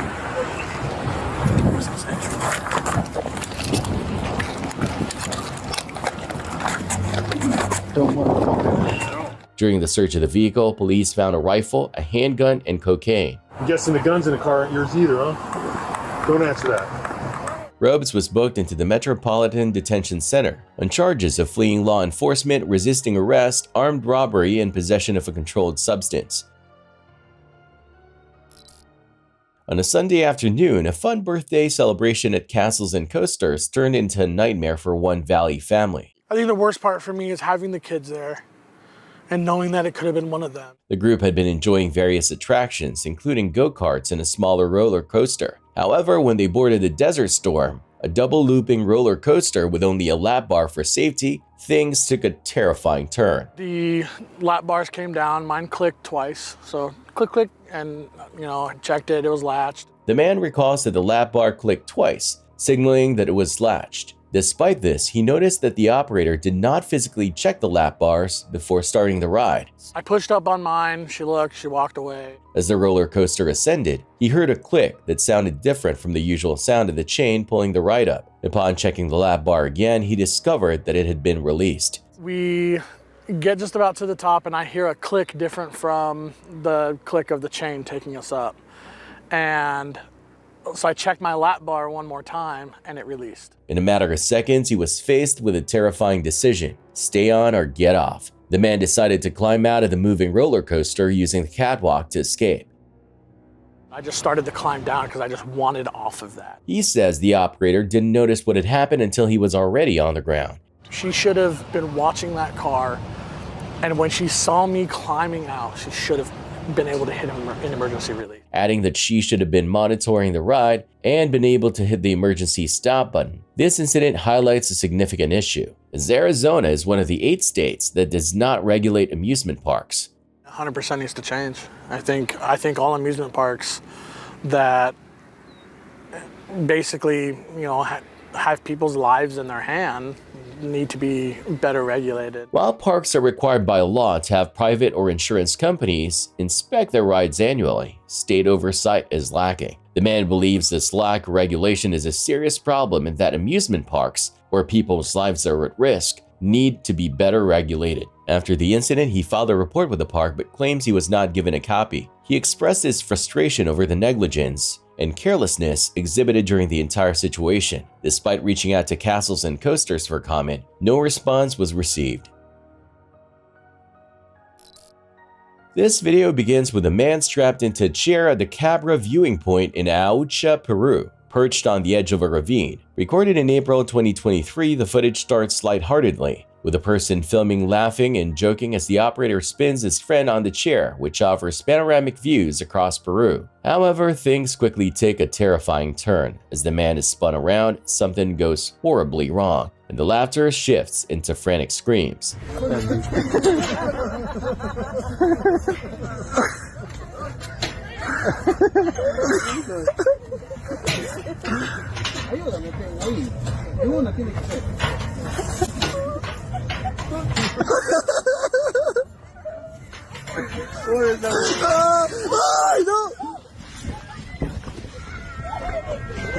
The man suddenly disappears from sight, causing immediate panic. Fortunately, he survived the fall, possibly because the frame of the chair helped protect his head during the descent. He was quickly rushed to the hospital and made a recovery. The chair involved is a budget version of the multi-axis trainers used by space agencies to simulate the high-speed spins astronauts experience. The cliffside viewpoint is known for its stunning views and is a popular spot among tourists. Though this particular incident serves as a chilling reminder of the risks associated with such attractions. Would you have dared to try the chair before seeing this video? Let me know your thoughts in the comments. In this intense footage, gun-wielding thugs are seen harassing a man, their weapons drawn and threatening. The chaotic scene unfolds quickly.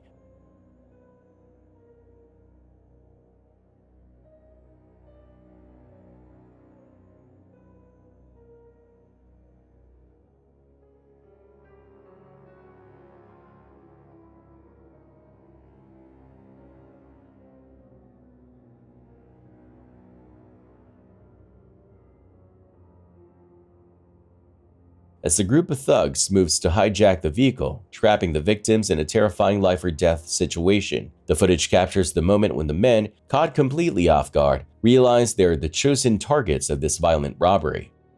As the thugs shout orders, the victims' panic is palpable, and it becomes clear that this hijacking could escalate in an instant. The victims are at the mercy of the criminals, with little time to react. This chilling footage serves as a harsh reminder of the dangers that can occur in moments of vulnerability. How would you fare in this situation?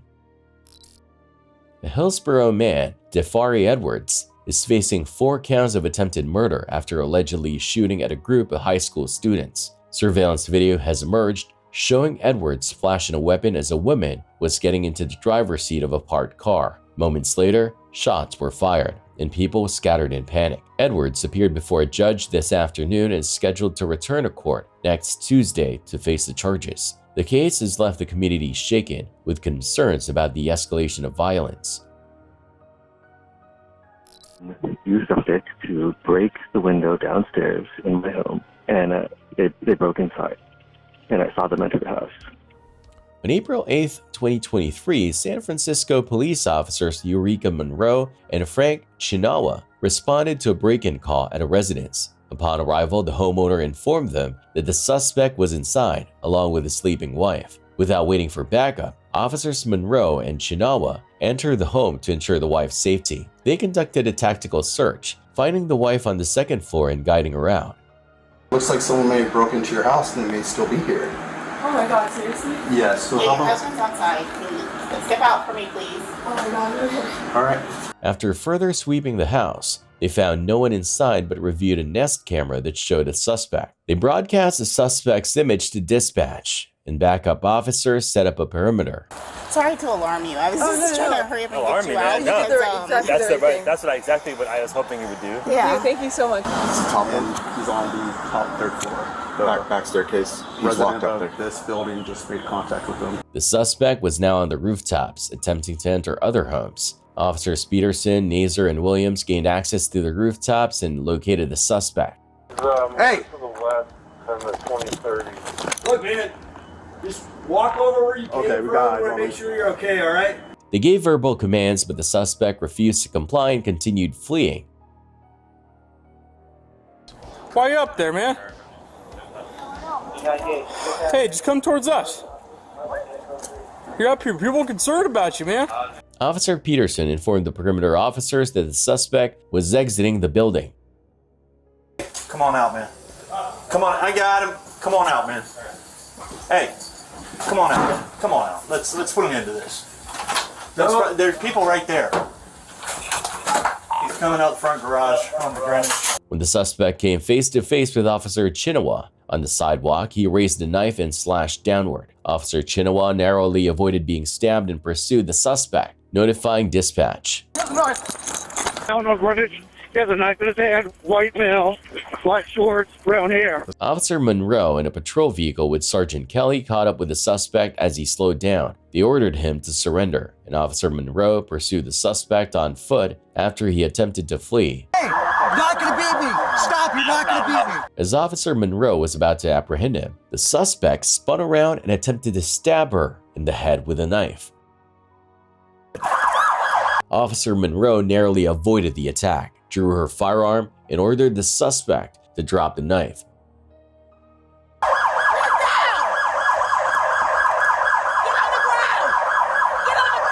The suspect complied, but continued fleeing until he was tackled by two firefighters and Officer Gala, who took him into custody. Attempted murder of a police officer. On December 7, 2024, at around 11:18 p.m., Sergeant Noah Kocher and Officer Dominic Ewing of the Shelby Police Department arrived at Arby's restaurant on Mansfield Avenue to serve a warrant for 31-year-old Tyler Jacobs, issued by Shelby Municipal Court. When the officers made contact with Jacobs and informed him of the warrant, Jacobs suddenly stabbed Sergeant Kocher in the neck with a knife.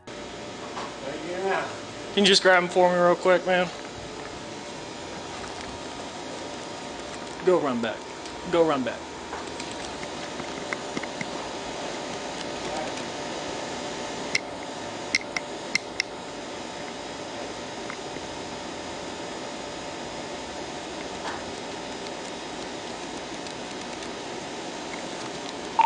I got him up here. How's it going, man? Pretty good. You know I'm here? No. You know you got a warrant for your arrest, Tyler? For what? For failure to appear to court. Despite the injury, Sergeant Kocher was able to create some distance between himself and Jacobs, who continued to charge at him with a knife in hand. In response, Sergeant Kocher drew his firearm and fired, striking Jacobs. Officer Ewing, who had been stationed at the back door of the restaurant, immediately entered the premises to assist. For what? For failure to appear to court.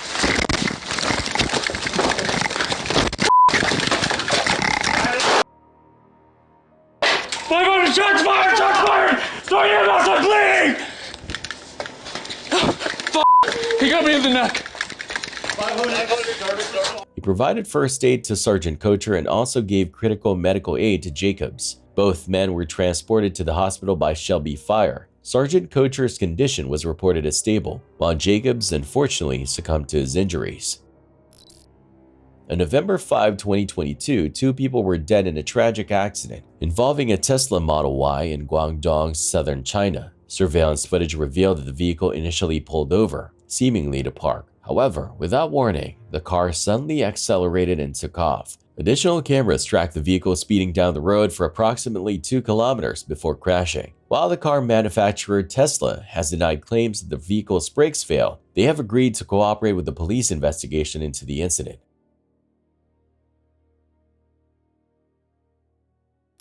The homeowner was actually on the phone with 911 when the burglars started busting down their front door. The whole thing was caught on their Ring doorbell camera. Can you imagine the horror? The burglar was right there trying to force their way in, while the homeowner was begging for help. Street. I have a break-in. 1-5 Street. You gotta be kidding!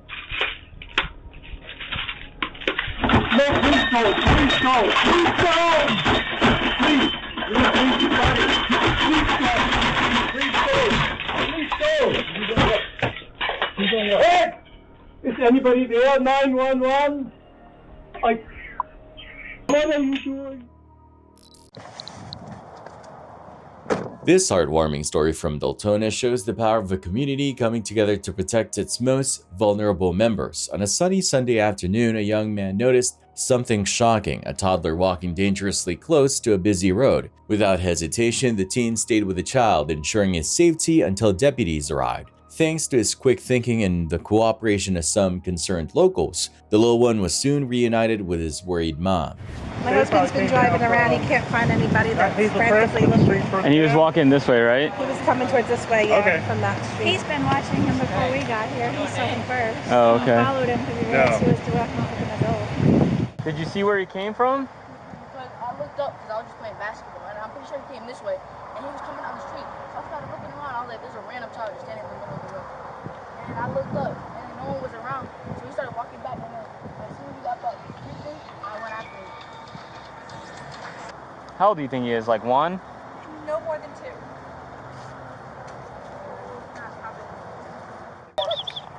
Say cheese! Cheese! You got one? Can you email it to everyone? Alright. What's your name? I don't know. The teen who found the child truly deserves a shout out. At just 13 years old, he not only spotted the child but followed him to make sure no harm came his way. This young hero rode his bike alongside the toddler and alerted adults when he realized the situation was serious. Meanwhile, deputies worked to track down the child's mom, who was understandably shaken but incredibly relieved to find her little one unharmed. It turns out the child had managed to slip through a door. The deputies offered some practical advice, installing child-proof doorknob covers or additional locks to prevent future escapes.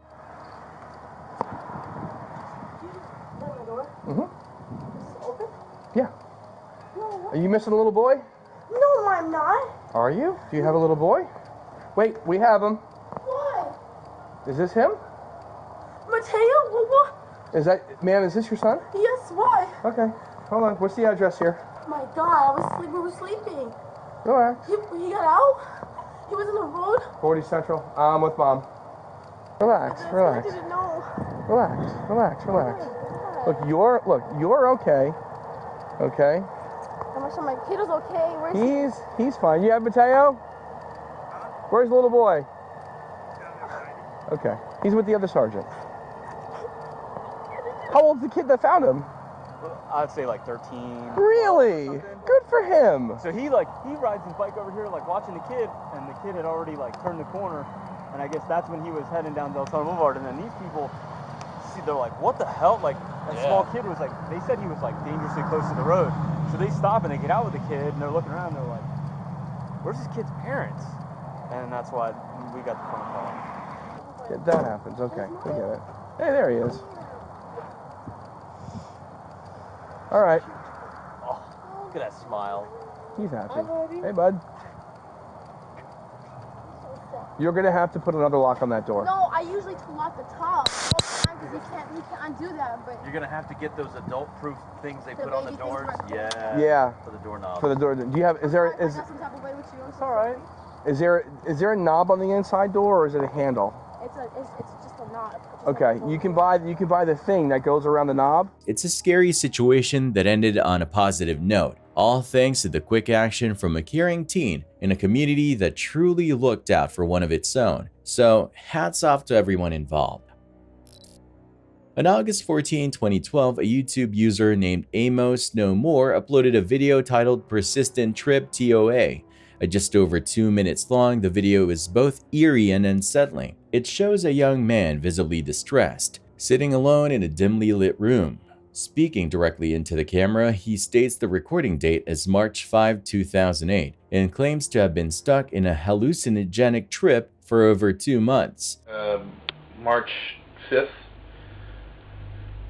2008.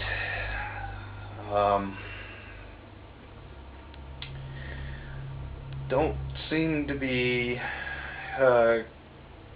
coming down. It's been about 2 months.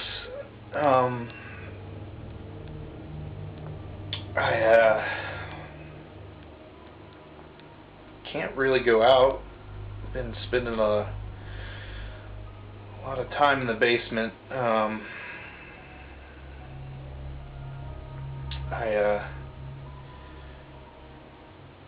think it's wearing off. I don't really know. The man's words are haunting. He talks about following instructions from a book to prepare his drug by boiling roots, but now has no idea how to escape the nightmarish effects. His demeanor, nervous, avoiding eye contact, and speaking haltingly, suggests he's far from okay. What adds to the creepiness is how the video came to be uploaded. According to the description, it was supposedly found footage. The uploader claimed to have stumbled upon the tape on a park bench and uploaded it out of concern for the person depicted. In December 2012, another YouTube user, Dizzy Duck, re-uploaded the video under the title Endless Trip Video. The description echoed the original claims, but added that the footage was allegedly found in Philadelphia. Dizzy Duck also noted something chilling, a revolver-like object visible on a shelf behind the man's left shoulder. While the low resolution makes it hard to confirm if it's a weapon, its presence adds a dark undertone to an already mysterious video. This video raises more questions than answers. Let's break down the possibilities. If the video's claims are genuine, the man may have been under the influence of a substance like ayahuasca, a hallucinogen traditionally prepared by boiling roots. This aligns with his description of how he prepared the drug. I think I boiled the roots right. I did what it said in the book. I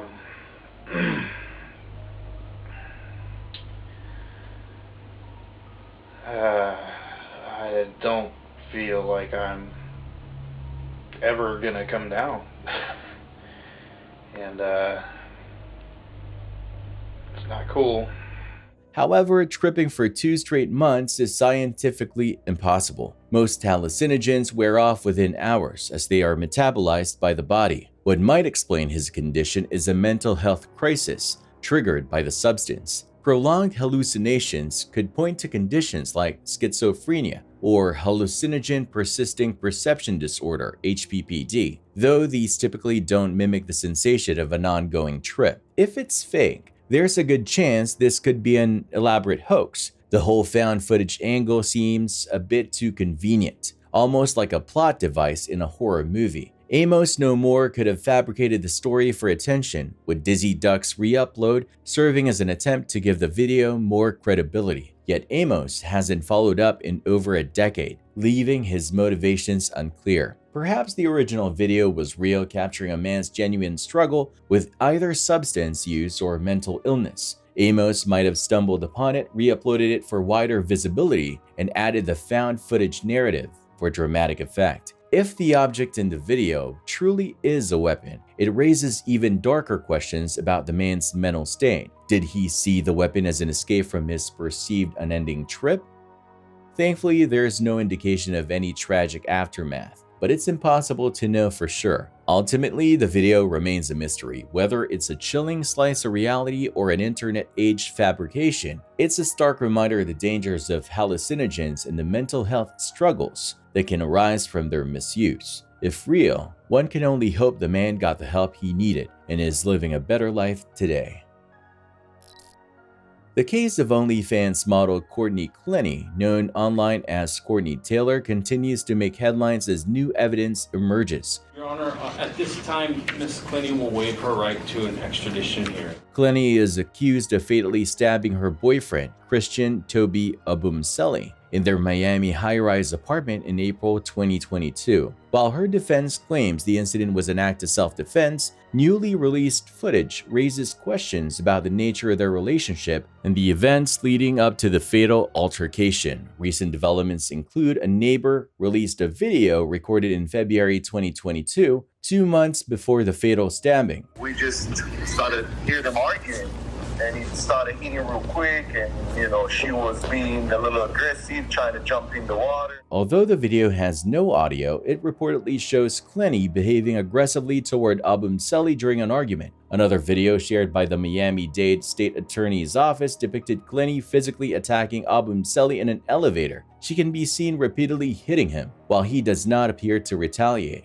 Such interactions appear to have caused Clenny and Christian to separate at various times. The neighbor described their frequent loud arguments, noting that Clenny's behavior often seemed aggressive. Clenny's attorney maintains that the stabbing was an act of self-defense, alleging that Abumseli was the aggressor on the night of his death. They argue that the footage from earlier incidents does not necessarily reflect the circumstances of that evening. Adding complexity to her case, Clenny has 2 open warrants in Texas and California related to intoxication charges. She was reportedly in a rehabilitation program in Hawaii when she was arrested for Abumseli's murder. The evidence paints a troubling picture of a volatile and potentially abusive relationship. While the defense insists on self-defense, prosecutors may argue that the earlier incidents show a pattern of violence that undermines Clenny's claims. This case raises broader questions about the dynamics of domestic violence, particularly when traditional gender roles are reversed. It also underscores the importance of thoroughly examining the context surrounding any fatal altercation. As the case proceeds, the courtroom will become the battleground where these contrasting narratives are weighed against the evidence. Imagine this, you're in Russia minding your own business, fixing a flat tire on the side of the road when you notice something off. The same car keeps passing by again and again. Now that's suspicious, right? The truck driver thought so too. Sensing trouble, he decides to arm himself with a steel pipe he found nearby just in case. Not long after, that same car rolls up and stops. Out step 3 guys who clearly aren't there to lend a helping hand. One of them, rocking the classic tracksuit look, saunters over and starts demanding cash, claiming the driver needs to pay for crossing their territory. Yeah, you can smell the shadiness from a mile away, but the truck driver isn't about to play along. He stays put in his cab, keeps his cool, and radios other nearby truckers for backup, and man, do they deliver.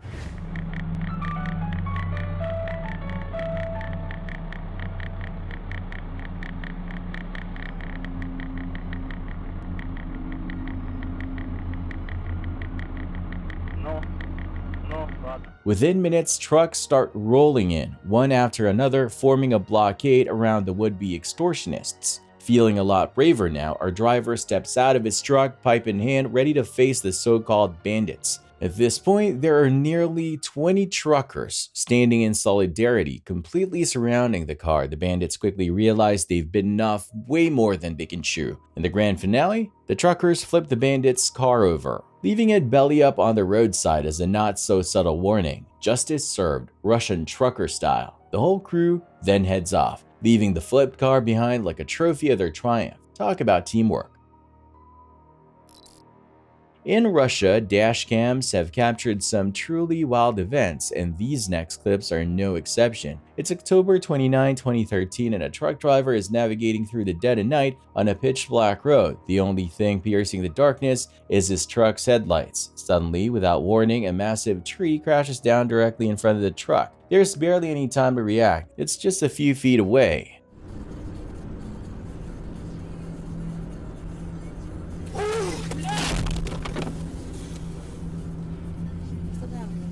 The driver's instincts kick in, and instead of slamming on the brakes or overcorrecting, he swerves just enough to avoid disaster. Miraculously, he maintains control of the truck and escapes with only minor damage to the front. It's a textbook example of why staying calm under pressure can make all the difference.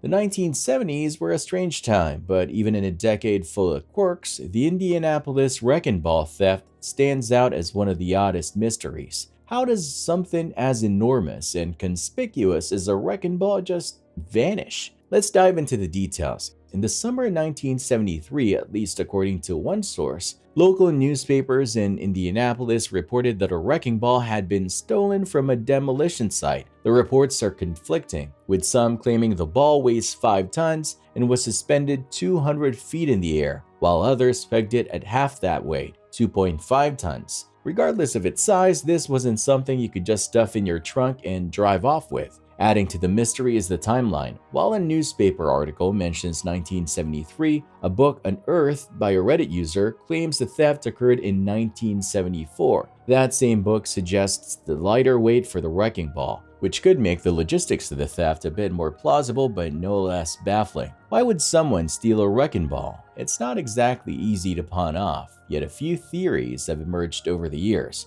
Almost 50 years later, no definitive answers have emerged. Was it a rival company, a bold insurance scam, or something else entirely? Unfortunately, with inconsistent reports and no suspects ever identified, the case of the disappearing wrecking ball seems destined to remain an unsolved mystery. At the very least, it's a reminder that sometimes truth really is stranger than fiction, especially in the demolition business.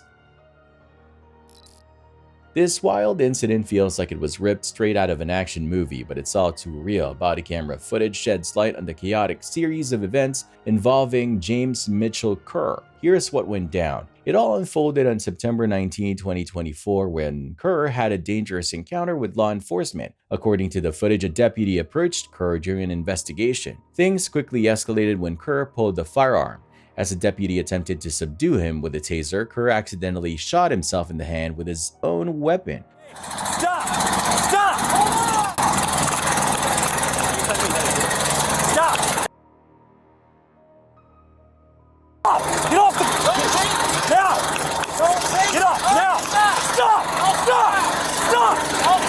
Stop! Now! Stop! Now! Get off! Get off now! I'm getting off right now! I'm getting off! Now! I'm getting off! No! Step off! Shut it off and step off now! I am! Calm Get off! Calm now! Down.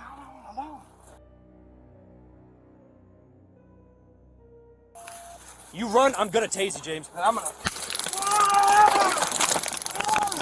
Drop the gun!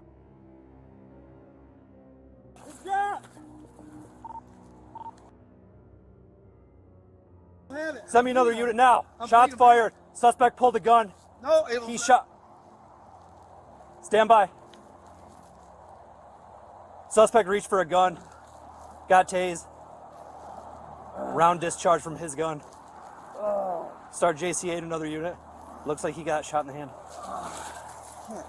For his actions that day, Kerr now faces serious charges, including assault with intent to murder, carrying a firearm in the commission of a felony, and resisting arrest. These charges paint a picture of how high stakes the situation was, not just for Kerr but also for the deputy involved. Kerr's trial, set to proceed following the November 13 hearing, will delve into whether his actions meet the threshold for the charges against him. The footage will undoubtedly play a key role in the court's evaluation of the incident. This case serves as a stark reminder how rapidly routine interactions can spiral into life-threatening scenarios, emphasizing the risks faced by law enforcement and the importance of de-escalation in volatile situations.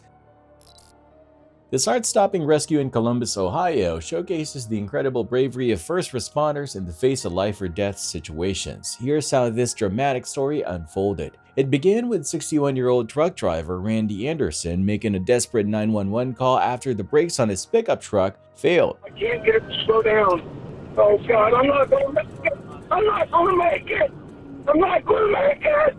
Oh my God. As he sped toward disaster, his cries for help grew more frantic. Moments later, the truck crashed into a concrete column, trapping Randy inside as flames erupted. My truck is on fire. You get out of it? No, I can't. I need help. I need help. Pinned in his truck with a broken ankle, Randy's anguish intensified. It's getting really hot in here. I can't get out. My ankle's broke. I can't get out of my truck. Get me out of here. I'm going to die in here. I know I am. With the fire rapidly spreading, Randy made a heart-wrenching request to the 911 operator. Tell my wife I love her. Please tell my wife I love her. Columbus police launched a frantic operation to save Randy. Be careful, be careful. One officer tried to open the door but was forced back by the growing flames. All right, you gotta back up. Enter rookie officer Gloria West, who realized there was no time to waste. Ignoring the risk to her own life, she made a daring decision. He's on the driver's side. Gloria forced her way through the smoke and fire, found Randy, and urged him to move toward her. Are you still in here, Randy? I'm not going to leave him in there. Randy, can you get out this way? Randy, come this way, come this way. Over here. Grab my hand, grab my hand. despite the danger, she went in there, she opened the door, and she pulled the man out. With sheer determination, Officer West managed to pull Randy from the burning truck. Her courage and quick thinking saved his life in those critical moments. Randy, now reunited with his wife Tara, is recovering from the ordeal. His heartfelt plea has become a poignant reminder of how love and bravery can shine even in the darkest moments. This story isn't just about a miraculous rescue, it's a testament to the heroism of those who risk their lives to save others. Officer Gloria West's actions underscore the incredible dedication of first responders who refuse to give up, no matter the danger. In November 2011, Tim Hart experienced a moment that blurred the line between the natural and the supernatural. While casually surfing the web, Tim received an email that sent chills down his spine. It read, "I'm watching. Did you hear me? I'm at your house. Clean your attic now." At first glance, it seemed like a prank or a stalker's eerie message, but there was one unsettling twist. The email was from Jack Ferrizzi, a close friend of Tim's who had tragically passed away 5 months earlier. The email referenced a private joke Tim had shared with Jack before his death. Jack had visited Tim's attic and they laughed about the mess. This detail made it hard to dismiss the email as a random hoax, but the story didn't end there. A few days later, Jack's cousin, Jimmy McGraw, also received a mysterious email from Jack's account. It read, "Hey Jim, how you doing? I knew you were going to break your ankle. Try to warn you. Gotta be careful. Tell Rock for me. Great song, huh? You're welcome." Couldn't get through to him. His email didn't work.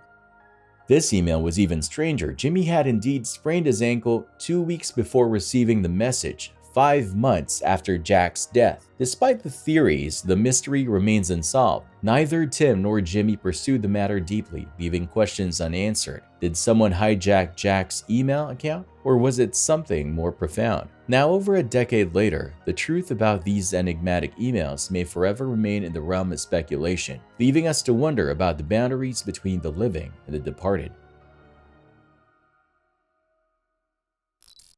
In the damage patterns, the scratches inside the cars didn't resemble the chaotic destruction typical of a genuine bear attack, which usually involves shattered windows and torn up seats. Dubbed Operation Bear Claw, the investigation led to the arrest of 4 individuals involved in the fraudulent claim. All 4 faced charges of insurance fraud and conspiracy. Authorities noted that real bear attacks on cars are often much messier, with extensive damage that's hard to fake. The sloppy execution of this scheme, complete with questionable costume tactics, made it one of the most outlandish insurance fraud cases in recent memory. While the suspects may have hoped their bear tail would net them a big payday, their scheme only landed them in legal hot water.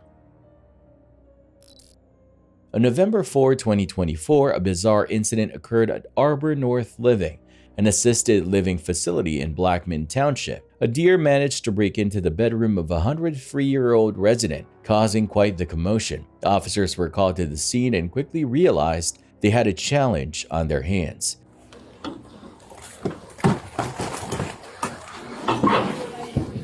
The deer was trapped inside and the door was locked. After assessing the situation, officers decided to break the glass door to free the buck. As they worked, one officer could be heard saying, "I'm just going to bust this window," signaling their decision to go ahead with a forced entry.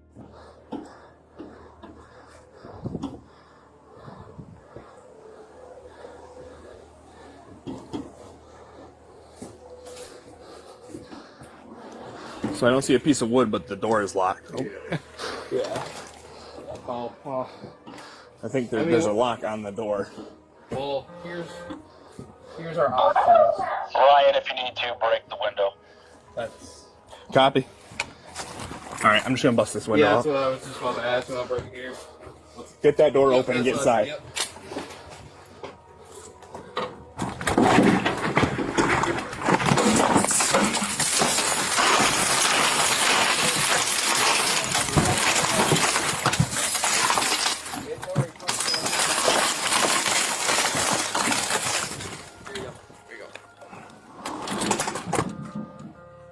Fortunately, the resident was hospitalized with non-life-threatening injuries. The deer, though, likely confused and startled, was safely removed from the room. It's unclear how the deer ended up inside, but the scene was certainly one that left responders scratching their heads.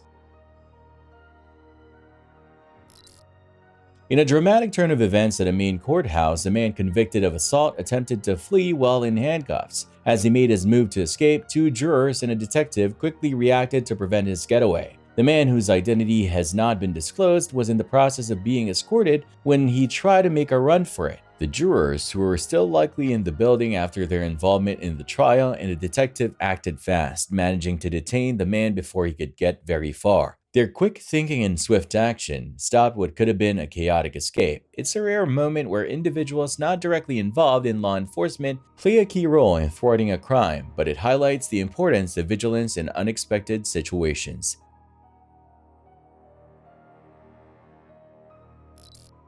A tragic incident unfolded when 43-year-old real estate agent Brandon Durham was fatally shot by police after calling 911 to report a home intruder. Giving my description of an unknown male, 20 to 35, 10 medium build, had red beanie, wearing a black sweatshirt and dark colored pants. Durham, who was at home with his 15-year-old daughter, contacted authorities, stating that someone had forcibly entered his house. He provided a description of the suspect and their clothing, hoping for assistance. Durham then stated that the suspects had entered his home through both the front and back doors of his residence, and that Durham would be locking himself in the bathroom.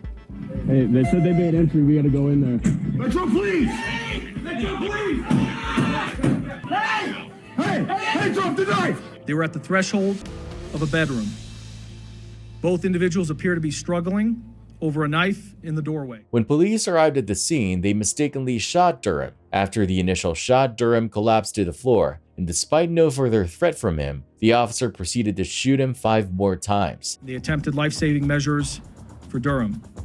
Unfortunately, despite those efforts, Durham was pronounced deceased at scene. Durham's death has sparked concerns and investigations into the actions of the responding officer as the situation escalated in a tragic and unexpected way. And he called the police for safety, and instead he was brutally murdered. Someone needs to explain to me why my son is not here with us today. He was screaming for help in his home with a visible intruder in a red hoodie and a ski mask. And you shoot my brother? On March 30, 2024, a Vermont State Police cruiser was involved in a collision with another vehicle, after which the driver of the other vehicle fled the scene. The incident occurred on Interstate 89 in Bethel, Vermont, when the cruiser driven by Corporal Eric Vitale struck a parked fire truck that was responding to an earlier accident. Corporal Vitale sustained serious injuries and was airlifted to Dartmouth-Hitchcock Medical Center for treatment. This incident highlights the dangers law enforcement officers face daily and underscores the importance of responsible driving, especially near emergency response scenes. The incident at Deltona Middle School escalated into chaotic confrontation, resulting in the arrest of 2 parents, Jorge Rivera and Dagmarie Aponte Iturino, for allegedly attacking the school resource deputy. This dramatic scene unfolded on Tuesday, November 19, 2024, and body camera footage captured the heated exchange, offering a first-hand look at the tension. The dispute reportedly stemmed from frustrations over how a situation involving their child was being handled. Rivera and Aponte Torino arrived at the school visibly upset, but their emotions quickly boiled over, leading to physical and verbal confrontation with the deputy. Let's continue. Let's forget about the I'm sorry here, I'm sorry there. Let's go and take care of what we have to take care of.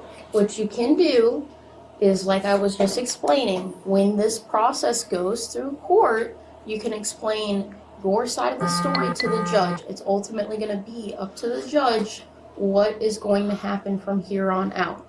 What I made a determination on is probable cause alone, which just means that he was the primary aggressor, No, being he that was the primary aggressor this isn't an because she was argument. yelling at him.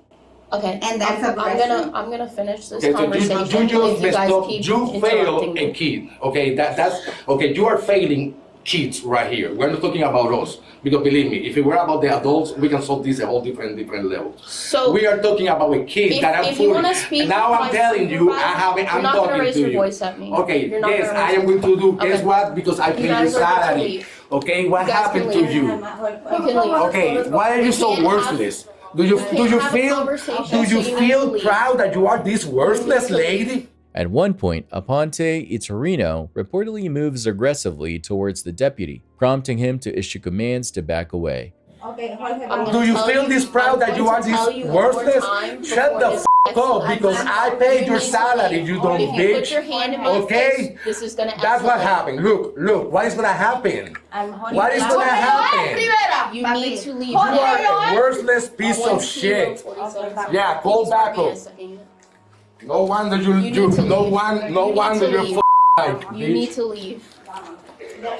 There's nothing that we can do, okay? But don't worry, we're gonna keep this high. You need to leave. You are. You put your hand in my face one more time. I have a f***ing issue. Don't do that.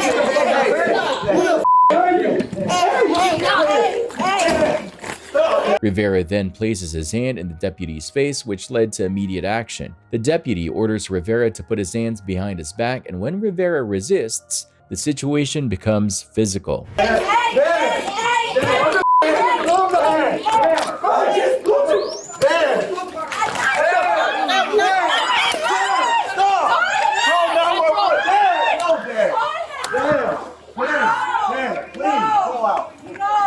Put it down right now! Put it down right now! Put your hands behind your f***ing back! Put your hands behind your f***ing back now! The deputy, with assistance from additional officers, subdues Rivera and takes him into custody. Put your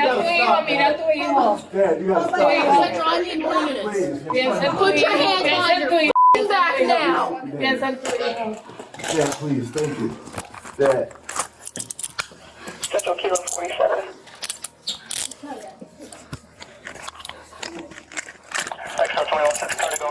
Jorge Rivera and Dagmaria Aponte Iturrino are now in custody at the Volusia County Branch Jail, facing charges related to their actions. The footage highlights the challenges law enforcement officers face in high-stress environments, particularly in schools, where the safety of students and staff must be prioritized. This incident serves as a stark reminder of the importance of maintaining composure during conflicts, especially when addressing issues involving children in educational settings.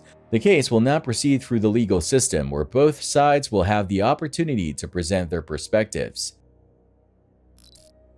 A bizarre incident occurred on Ushichishi Kamiya Avenue when a man unexpectedly threw himself in front of a moving bus. Fortunately, the situation did not result in serious injuries or a major accident. Witnesses reported that the man appeared agitated and, without warning, leaped in front of the vehicle. The bus driver managed to brake in time, preventing significant impact. Traffic was briefly halted as people tried to understand what had happened. Despite the scare, the driver acted quickly, demonstrating skill and reflexes to avoid a worse outcome. The passengers, though shaken, were unharmed. After the incident, some nearby individuals tried to assist the man, who appeared disoriented. Local authorities were called to handle the situation and investigate the reasons behind his actions. There is speculation that he may have been under severe emotional stress or dealing with mental health issues. Although the episode was concerning, it was a relief that there were no major consequences. The case highlights the importance of mental health awareness and support, as well as the preparedness of drivers to deal with unpredictable situations on the road.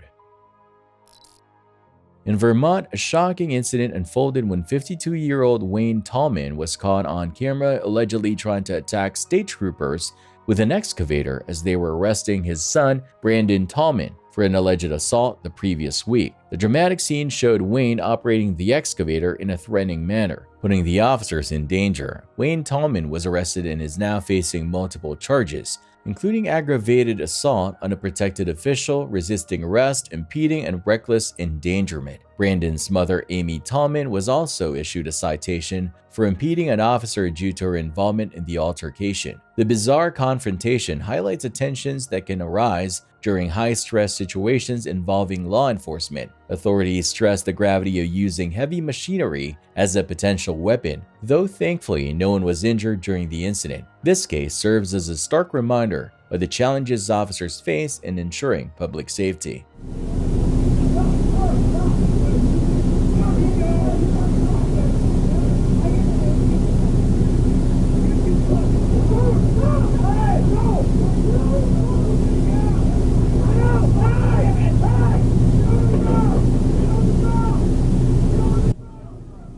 For all available units, I've got 343 and 254.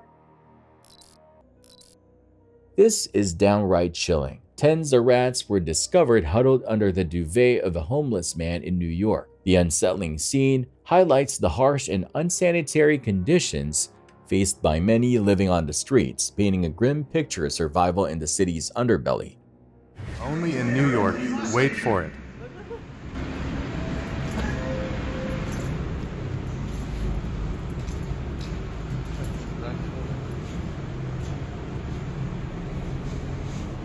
Yo. Yo.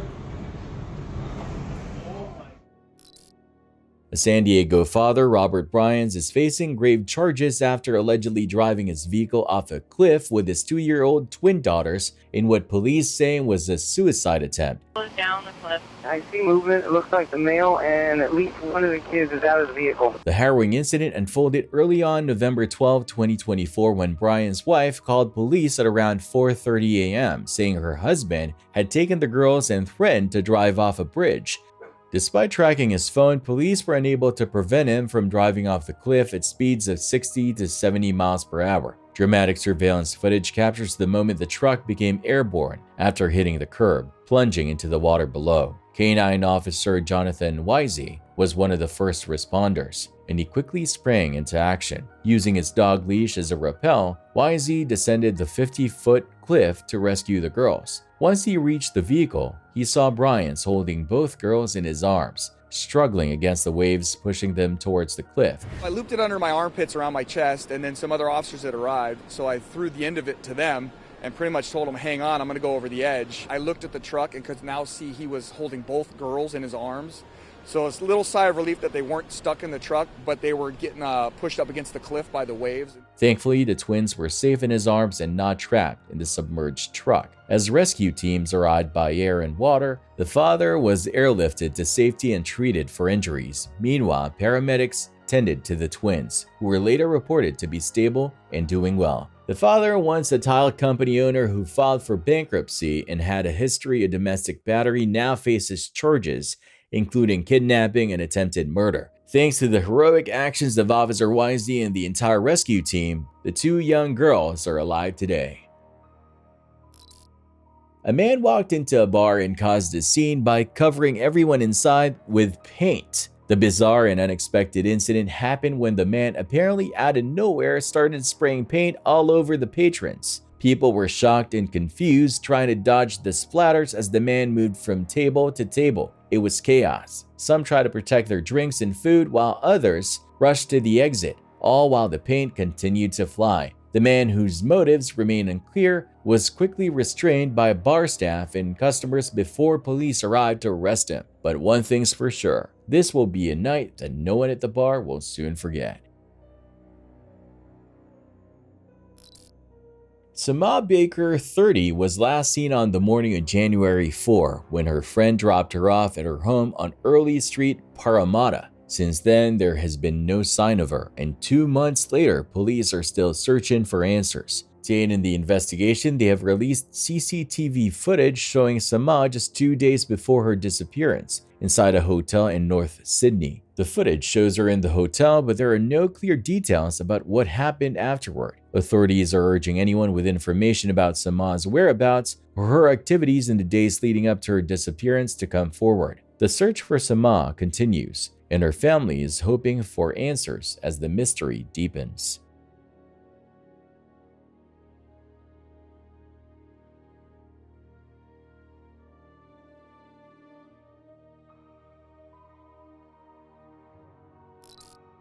In this eerie clip captured at Credit Bank BCP in Lima, Peru, a cameraman is seen talking to 2 colleagues, one male and one female, while standing behind them. However, if you focus on the background, you can spot a dark figure racing past over the man's shoulder.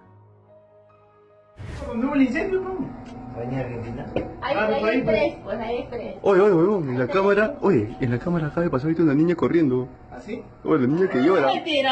Oye, te juro que en la cámara acaba de pasar ahorita corriendo una niña. The man in the shot dismisses the camera's claims as a joke, but when the camera checks the area, he finds nothing. No girl, just an empty room. The footage, which shows no one in the vicinity, leaves a chilling question. Did the girl simply vanish? Surveillance footage from the bank's automatic doors further complicates the mystery. The doors opened around the same time the figure was seen, but no little girl, or anyone at all, was visible leaving the premises. While some skeptics believe the video to be fabricated, others are convinced that the eerie figure could indeed have been the Weeping Woman, a ghostly presence tied to Latin American folklore. A couple's Bahamas cruise vacation took an unexpected turn when their boat made a stop in Key West, Florida. The pair decided to visit a local bar for drinks, but things quickly went south. An altercation broke out between the boyfriend and a member of the staff, escalating before law enforcement arrived. When the police showed up, the situation intensified in a way no one expected. There was just... No. Sit down. Sit down. All right. Hey, let's go. Hey, don't touch me. All right. Stop. I don't care where you're from. Sit down. In the footage, you will see how the officers handle the escalating scene, with some tense moments unfolding. It's clear that the situation quickly got out of hand, and the way the officers respond raises some important questions. You don't show us a ID. Show a I am. All right. It's fine. Please leave me alone. I have my... All right, what are you gonna do? Stop. What are you gonna do? Stop. Oh, I can't arrest you. All right, look, I just can't stop. arrest you. Leave him alone. Stop. You're good. You're good. This is why you don't drink. Stop. For what? Stop. All right, show him. That's For it. what? That's it. You don't even know. It's okay. Because I know the legal. Just stop. Just stop. We're on a cruise. You cannot get arrested right now. What can you Stop. Please stop. Don't. Oh my God. Just stop. Just leave it alone. Don't listen to him. Can you stop? That's not the way it works. Yeah, it does. Stop. You're gonna go to jail and then what? I'm gonna be alone on the cruise. You're about to get placed in jail. All right, stop. You're gonna get arrested and I have to go alone on the cruise. Please stop. I'm done. Yeah, that's it. Stop. All right, stop. I'm begging you, stop. We're on a cruise. I'm saying why? That's it. Okay, stop. We're on a cruise. You cannot get arrested. All right, stop. Stop. We're on a cruise. You cannot get arrested. Then what? You're gonna be in the Bahamas. Stop. You see? There you go. There you go. There you go, bro. I don't know what I'm gonna do. Now you're gonna be in jail, and then what? For what? They can't arrest me. They're gonna arrest you for that. They came in, we got some beer, and they were okay. They were okay talking, and then he's like, I'm from Peru, I want to fight. And he says that he will fight her first. And then I said, no, you cannot fight her. So he went to the bathroom, and on the way back, he just went to the kitchen, and he grabbed him like this. And he's like, I want to fight. Okay. And then we just said, stop. And then she came in, I called police. Did you see him grab him? I didn't see, but both of them, they saw. I mean, he saw, and he was in the kitchen. He just came in. I was in here, he just come and out. So he came. Yeah. He came like this way. He was working, and he grabbed him. He's like, I want to fight. The guy like went like this and said like he like wiped his hand away, and so it set him off. But please, I'm asking of you, my kids are home with my parents and I'm on a cruise. Just let us walk out and that's it. I'm begging of you. Ma'am, that's up to him. Huh? Ma'am, that's up to him. Yeah. Huh? That's up to him. And the attitude he's been given so far. Because right. if he were okay, just stop. here, hold on. If you act good, we're leaving. Just stop. Talk to me. Please, I'm begging of you. We have our kids at home. Talk to me right now. Hey, say thank you. You're saying good. I'm saying thank you. I want you to sit down. I'm saying you can say thank you after we're done. After. We're not done Sit yet. down. We're not done yet. Sit down, please. Okay. No. Yeah, I just can't. He's going on disorderly. Okay. Let's go. All right. Thank you. You see? All right, stand up. No, please stop. No, don't do this. Wait for me to...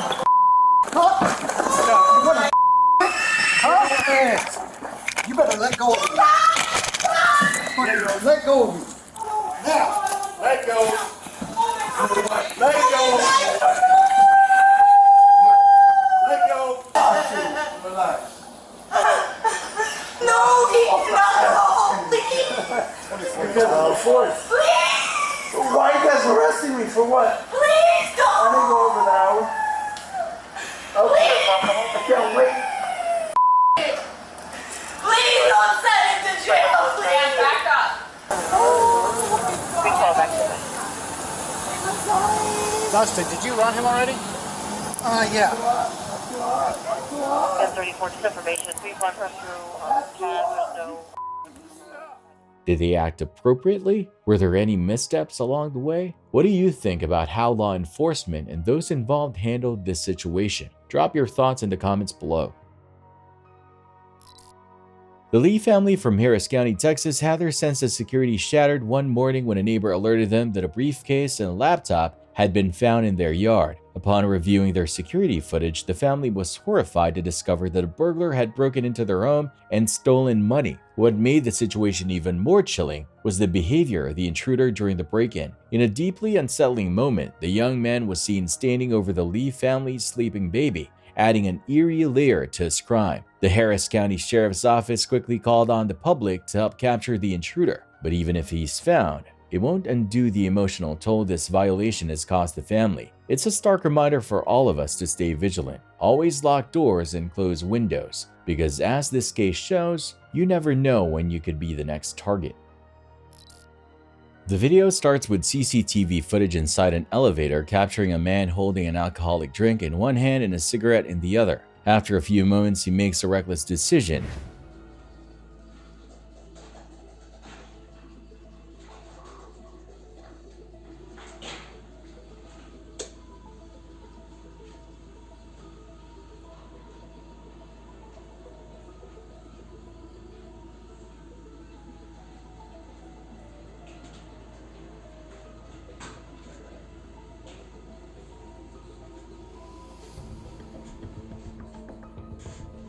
In an attempt to extinguish the cigarette's flame, he tries to use the alcoholic drink to put it out. However, this only makes the situation worse. The alcohol catches fire and the man has no chance of controlling the blaze.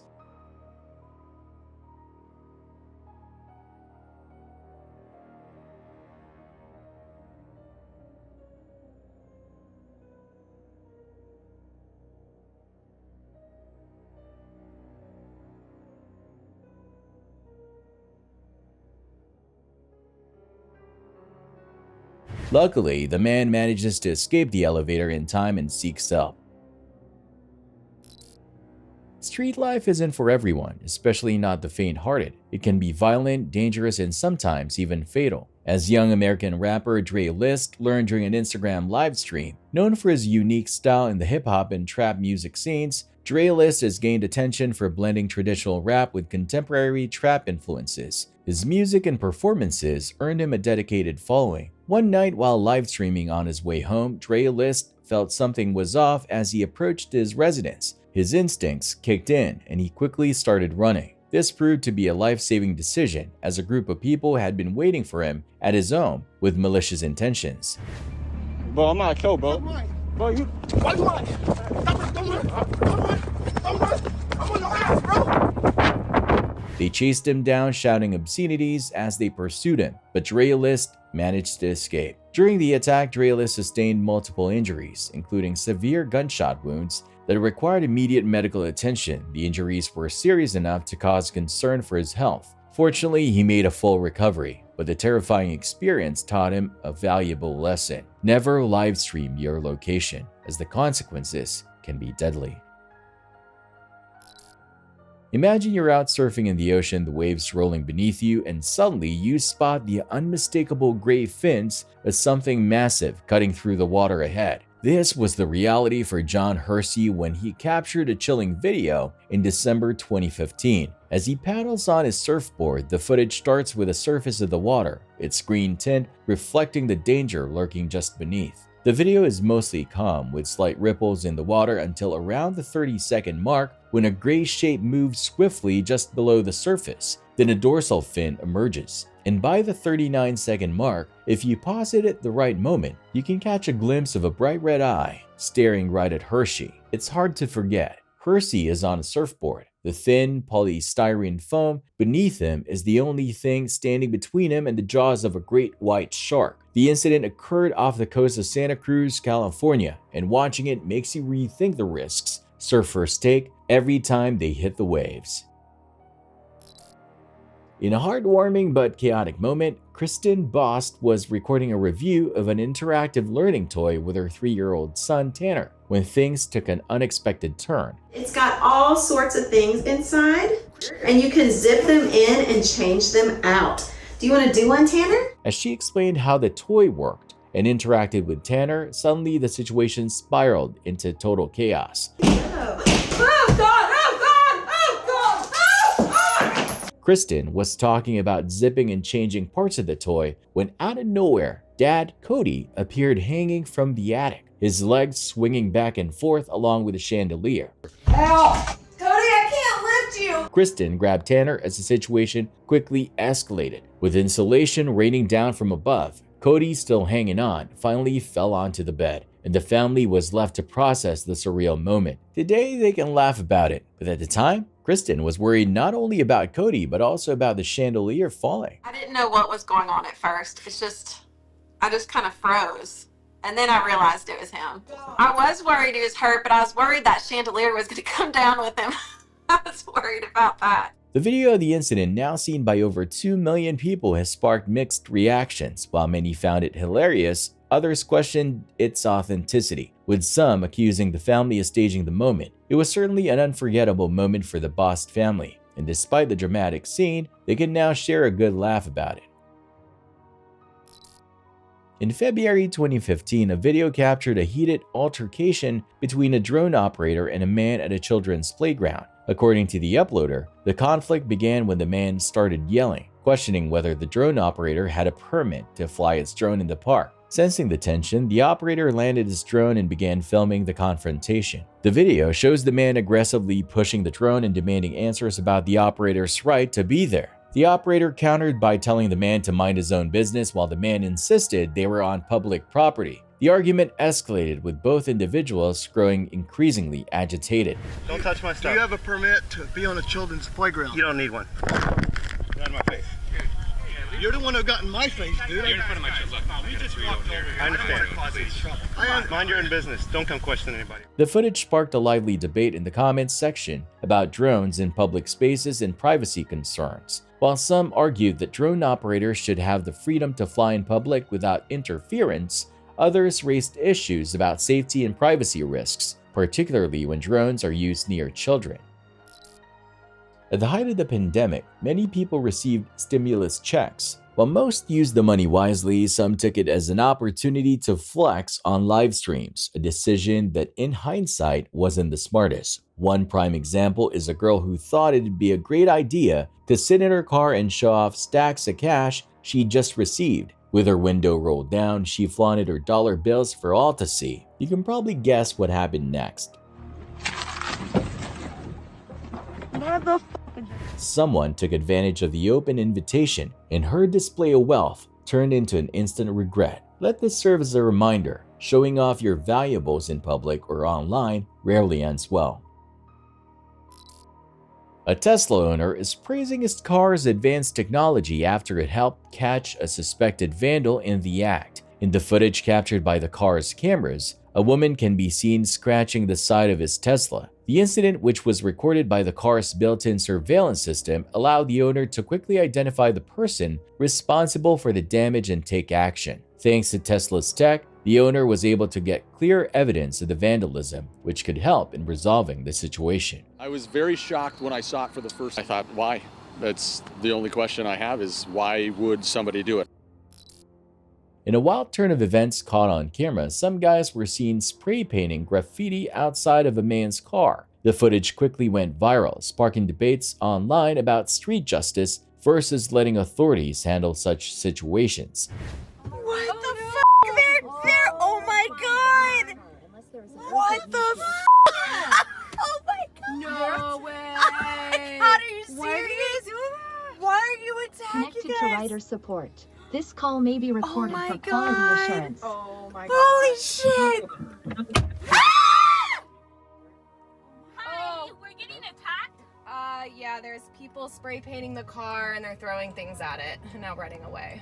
Are you guys okay? How do you need No, to... we're not okay. We need, they're like hitting us with stuff. Hit the car. Yeah, so just to set expectation that a member of our event response team may join us to assist you with the next steps. But for the meantime, we'll go ahead and call 911 for you right away. Oh my god. Oh my god. Please? Yeah, what should we do? I'll be on silent hold for a minute, but I'm contacting 911 now to help us with the situation. And please assure that the doors are locked and you're safe inside this car. Oh, it's trying to drive away. Yeah, it's trying to drive away. Regardless of which side you're on, one thing's clear. Actions like that can come with serious consequences, and sometimes they're served on the spot.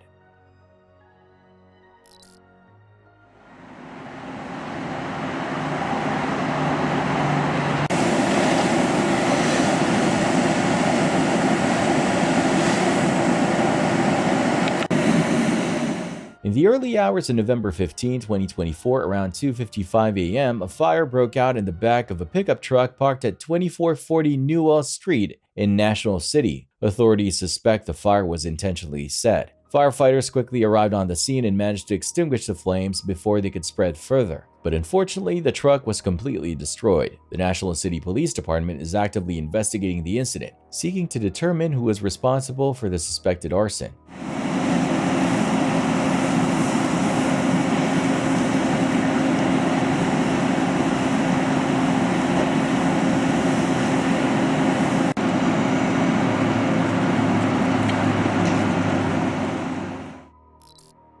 An apartment building was engulfed in flames, trapping residents inside as smoke billowed into the air. She gonna have to jump! Onlookers stood by, desperately trying to figure out how to save a mother and her young son who were perilously close to the growing fire. With the flames mere feet away, an extraordinary act of heroism unfolded. A U.S. Navy sailor, boosted by bystanders, scaled the building with remarkable bravery. Balancing on a 4-inch brick ledge, he gripped the window with one hand while guiding the trapped mother to safety with the other. He carefully lowered her to waiting neighbors below, but his rescue mission didn't end there. The woman's son appeared next, and the sailor skillfully ensured he too was safely lowered to the ground. Yes! Put something over your mouth! Even with smoke thickening overhead, the determined sailor climbed further to check if anyone else remained trapped. The hero of this heart-stopping moment was revealed to be Petty Officer First Class Gabriel Journey, assigned to the nuclear-powered fast-attack submarine USS Albany, based in Norfolk. When asked how his Navy training prepared him for such a situation, We train very in-depthly on combating what we call casualties, which may be in the sense of a fire or flooding. in a heartfelt reunion, Cynthia Booker, the woman he saved, expressed her gratitude. He asked me to trust him, and I did, and he got us both out. This act of courage and selflessness will not soon be forgotten. This interaction between officers and an individual in a park appears chaotic, highlighting issues around communication, mental health, and law enforcement protocols. The officers informed the individual they were violating park rules by leaving property unattended and possessing a shopping cart, ultimately leading to an arrest when compliance was not achieved. The situation escalated quickly, with the individual refusing to comply, verbally berating the officers and expressing strong frustration and distress. Officers repeatedly attempted to de-escalate and assert the consequences of non-compliance, but faced resistance at every turn.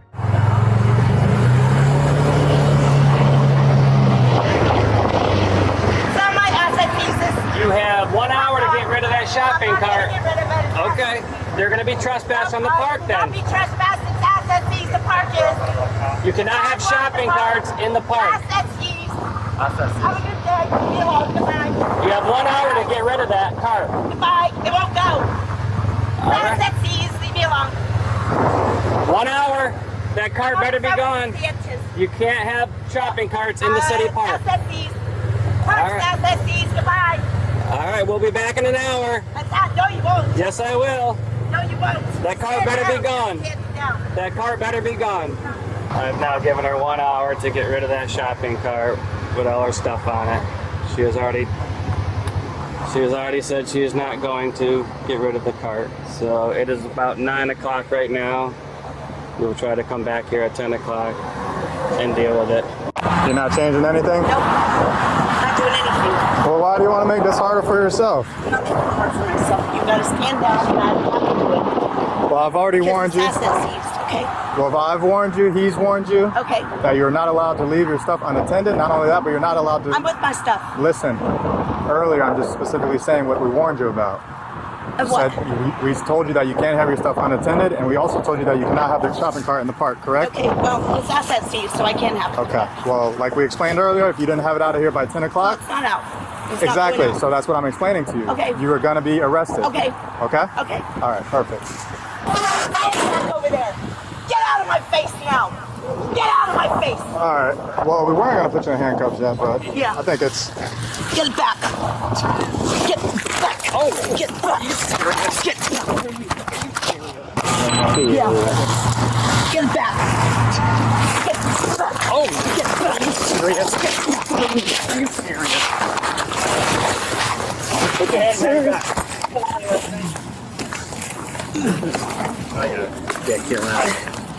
Yeah, you're ridiculous. Yes. Get out of my face. Don't get in my face. You well done yourself on this. Yeah, I did. I know I did. So did you, because you lost your fucking job. I lost your job. You've already been told that. You just stay sitting right there. there. Oh, I will. Oh, it was uncalled for. Yeah, it was uncalled for. Get out of my face and don't touch me. Simple charge and not felony. Yes, okay, good for you. You'll see what happens to you. Definitely out of the park now. Yep, that's right. And you see what happened to you. I ain't had nothing. I didn't do anything. Come back to this park. You've been harassing me. No, I'm not. Yes, no, you I will won't. be arrested No, I again. will not. Do not come No, to I the will park not. again. No, I will not. No, I will not. Okay. No, I will not. I guess we'll see. You've got the I've got the crown, and everyone knows it. Everybody knows it. Make sure you're all on channel 2. I think one of you guys are on a different channel. And you've all ignored the stand down today. Every one of you, you f***ing piece of shit dick. Your cameras better be f***ing on the whole time. And every piece of shit that's in here better be going with me in that car. It's my property. It's asset seized. Now I need to get up because I got ants on me. I need up now. Get me off the ground. Now! Get me off the ground. No, we'll get you up by the time the band gets here. You've ignored it to stand down all morning. You brought me up when you were told not to. You think that's gonna get through? No. Oh, I know what's gonna happen to you. I know exactly what's gonna happen to you. Hello there, State Attorneys, Florida. Hello, everyone. This is these 3 officers who harass all the time. I want Officer Allen's badge, Officer Charles's badge, and what's your name? Sergeant Cicada. And the pussy Sergeant Cicada. Pussy asses. Why we gotta be like that? Officer Allen and you, Sergeant, are definitely going to f***ing hell. We need to relax. No, you need to relax, you piece of shit. Everything goes in that van. You hear me? Everything. Don't you go through it and take anything out. Nothing. And I need, there's some white pants right there. I want those white pants. Let's go. I want the white pants and the purse to come with me. Let go of me. I want the white You're pants. gonna go to the ground again. Stop it. You touch me. Let go of me. You're gonna go to the ground again if you don't stop. Let go of me. Stop. Let go of me. Stop it. You're going to end up in shackles. Let me go. While the person claimed to be mistreated and accused the officers of overstepping, the authorities maintained that the individual violated park regulations, necessitating action. This case demonstrates the complexity of enforcing public space regulations, particularly when interactions involve individuals experiencing heightened emotions or possible mental health challenges. It serves as a reminder of the delicate balance required between maintaining order and addressing the underlying needs of all parties involved. Late at night on Christmas Eve in Oakland, the streets were anything but calm. While most families were celebrating indoors, a chaotic scene unfolded outside.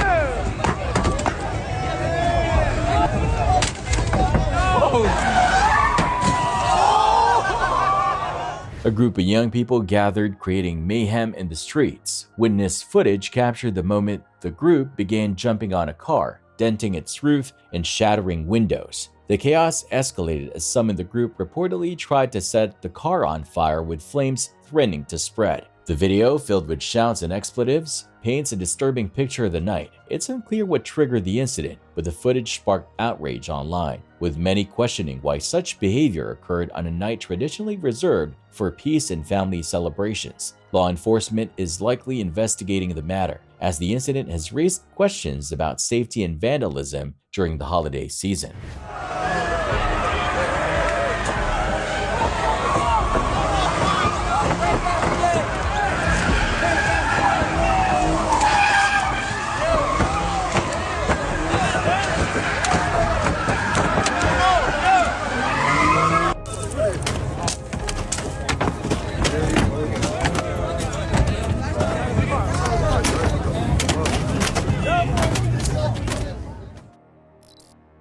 Body cam footage captures the dramatic arrest of Ethan Hunter, a New Mexico teen who led law enforcement on a series of high-speed chases that spanned 8 days. According to the Albuquerque Police Department, Hunter evaded capture twice during pursuits with the Las Vegas Police Department after allegedly firing shots at a mortuary. During his third and final attempt to flee, Hunter's luck ran out. After a high-speed chase, he lost control of his vehicle and crashed. He then fled on foot into the Albuquerque foothills, but nearly a dozen officers coordinated to track him down. The footage shows officers carrying the teen into custody after his arrest.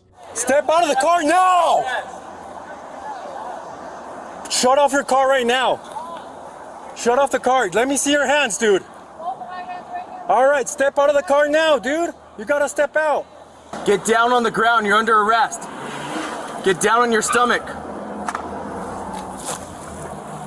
He's right turn eastbound Susan. Is that a sergeant unit can advise you? Turning into a parking lot. Stop! Mel's running eastbound.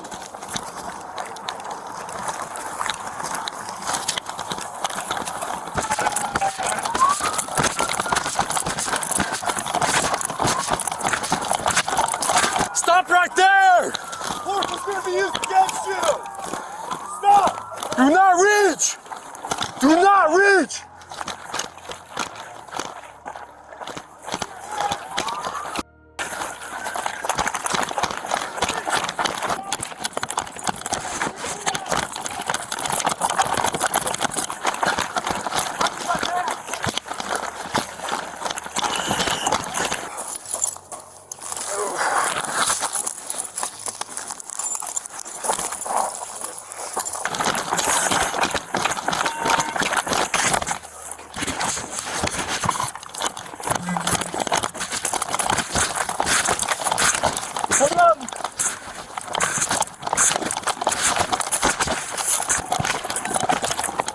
Show me your hands. If you run or fight, force will be used against you. Do not reach for a weapon. Put your hands up now. I don't want to hurt you. I have a gun in my hand, so. Put the gun down now. Put it down. I'm not aiming at it. It's in my hand, but I'm not going to shoot, guys. Put it down now. Come on, man. Why? Don't point the gun at us, man. We don't want to hurt you. I'm not going to point it at you guys. I promise. I have it right here. Put it down, please. If you point the gun at us, we will shoot you. I know that, sir. I won't. I promise. Please, just put it down, man. We don't want to hurt. Face away from us! Hey, stop! If he goes down, you 40. Walk back! Walk back! Walk back! Don't pick up the gun or you're going to get shot. Stop right there while you push. Go back, come on. Go, somebody cross. I got him.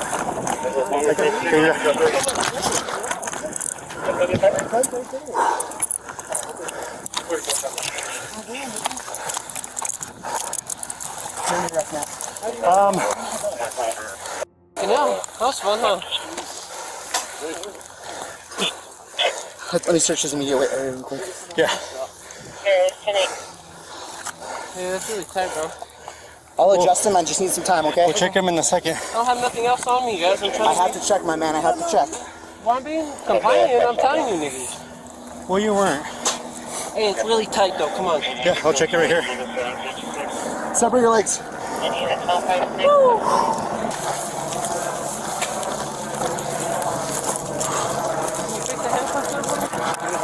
Hunter ultimately pleaded guilty to aggravated fleeing in all 3 cases and was sentenced to 18 months of probation. The series of chases underscores the challenges law enforcement faces in pursuing dangerous suspects while ensuring public safety.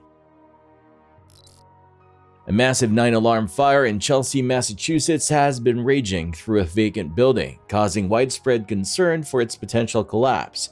Firefighters have been battling the blaze for hours, and while the bulk of the flames have been extinguished, smoke continues to rise from the structure. Fire crews are still on site, but the main concern now is that the building could collapse due to the extensive damage, with the fire chief suggesting the building may have to be demolished. The fire broke out at an abandoned mill building along the river, which had been a hazardous vacant property for about 15 years. And I saw a huge fire here, and I was just like, oh my God. It was on our radar. We were always worried about something like this happening. So our fire prevention division, they did a weekly inspection along with some of the city inspectors. Chelsea Fire Chief John Coy noted that due to the building's history of safety concerns, the fire department had a plan in place for this type of emergency. We fought it defensively from the outside.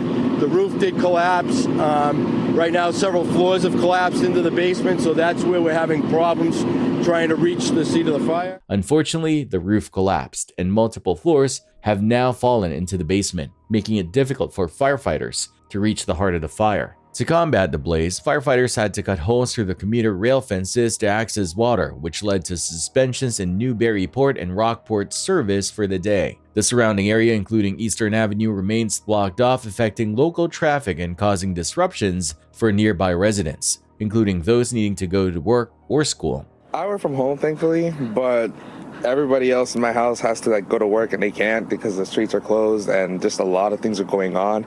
I know the school nearby is closed as well, so I have family members that can't go to school. Mary Burke Elementary School has also closed due to the ongoing situation. The investigation into the cause and origin of the fire is still underway, with Keolis investigators now at the scene. However, fire crews are expected to remain at the location for some time as cleanup efforts continue. Eddie Hunnell, a North Carolina man, became an unexpected hero during Hurricane Helene's devastating floods in Ashe County. While visiting Grassy Creek for his son's wedding, Hunnell found himself caught in the middle of a dangerous situation as floodwaters quickly rose. As a nearby home was swept away by the floods, a group of onlookers frantically screamed for help, with one person trapped inside, the homeowner, Leslie Worth. When it was happening, I was trying to make a calculated risk. How do we save her? Oh my God. I grew up swimming on a swim team. I was a lifeguard. I'm in okay shape, and I just couldn't watch her die.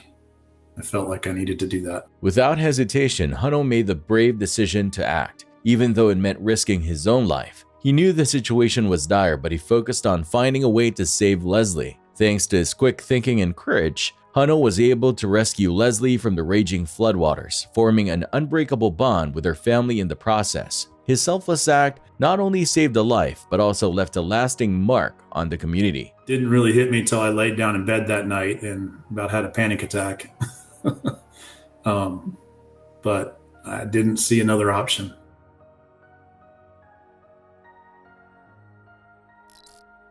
Heatherly Noble's terrifying encounter with a snake began when she was trimming her hedges outside her Mooresville home. As she worked near her front door, she suddenly felt a sharp pain in her hand. To her horror, she looked down and saw a large snake rising from the bush in front of her. Panicking, Heatherly instinctively stepped back, but she didn't realize she was still on the ladder. Her foot left the step, and she lost her balance, causing her to fall and injure her right leg. Horrified, Heatherly steps back, not realizing she's still on that ladder. Stepped back with my left leg and left the right one on the top of the ladder, and 4 feet did a little bit of damage. A neighbor hears her cries for help, her iPhone out of reach. Across the yard. Medics arrive soon after. All of it caught on her security camera. In about 2 seconds, I had to realize, one, you've been bit by a snake. I don't know what kind it is, so we'll start with that. Secondly, it's there. Like, it didn't go away because it's mad. You really made it mad. Heatherly says any wild creature will lash out if it feels threatened. It's gonna come after you, and so that's exactly what happened. She is sharing this frightening encounter with the hope that we will be more aware of the snakes all around us. The snake won, if anybody's wondering. So the snake did win. Was it like a horror movie? It was. A snake bite caught on camera. A view of the wild side of life. Reporting from Iredell County, Mike Hansen, WCNC Charlotte. Stepped back with my left leg and left the right one on the top of the ladder, and 4 feet did a little bit of damage. Despite the pain and the shock of the situation, Heatherly kept her focus and sought help, facing the terrifying ordeal with remarkable composure. 2 seconds, I had to realize, one, you've been bit by a snake. I don't know what kind it is, so we'll start with that. Secondly, it's there. Like, it didn't go away because it's mad. You really made it mad. Trying to explain the situation with They're still both in there? Yeah, they're in. She's in the tent. She's Yeah. made a bunch of threats and accusations about other clients stealing her stuff. Technical health issues. Sorry to come in here. Gotcha.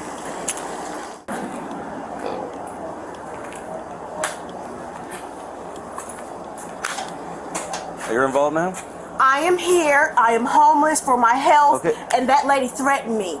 I didn't Okay, even get. what- I was in here. I was. Okay, no, let's calm down, okay? We're trying to find out what happened, okay? She threatened me. Where is she now? She's somewhere. I don't know. He told her to go somewhere. physically assaulted her. That's why she moved it from the She threatened me. She threatened me. She threatened me, and she stole out of my property. She threatened me, and she stole off my property. The girl that is Yes, above the you? girl who was up here who threatened me. She stole off my stuff, and she threatened me. What's going on, man? I got hit and I got spit on. Okay, did you touch any of her property or I don't anything know like her. that? I don't know her. You don't know I her? come inside at 10 o'clock at night. I've been with my kids all day, and I come in at 10 o'clock at night, and I go to my bed. I'm on my business. Okay. So what happened this morning? This morning, brushing her hair, and I told her, can she please stop? You on your top bunk, you're brushing your hair? No, she brushing her hair. Okay. And I told her, please stop. Next thing you know, her wig ponytail, a blonde ponytail hit me in my face, and then she struck at me. Just because you told her to stop brushing her hair? It don't supposed to be no food eating. She eat all night. She's shaking up the bed all night. They not still to the floor. She plays with her coochie. Everybody tells her to stop. I choose with her one time. Then they moved her over there with me. It's not working. Everybody she is next to is complaining about her. The whole tent. Everybody is up right now because of her. And they're not doing anything about it? And I'm just the calmest one. Can you tell me your portion? What's going on? I was in the booth because I just got in, and they told me some women in here was being hysterical. So when I came in, she was hitting her, swinging at her. Who was swinging?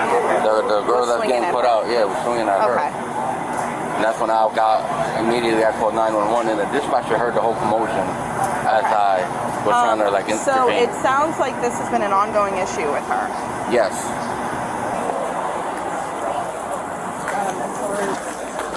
Just give us a second. Just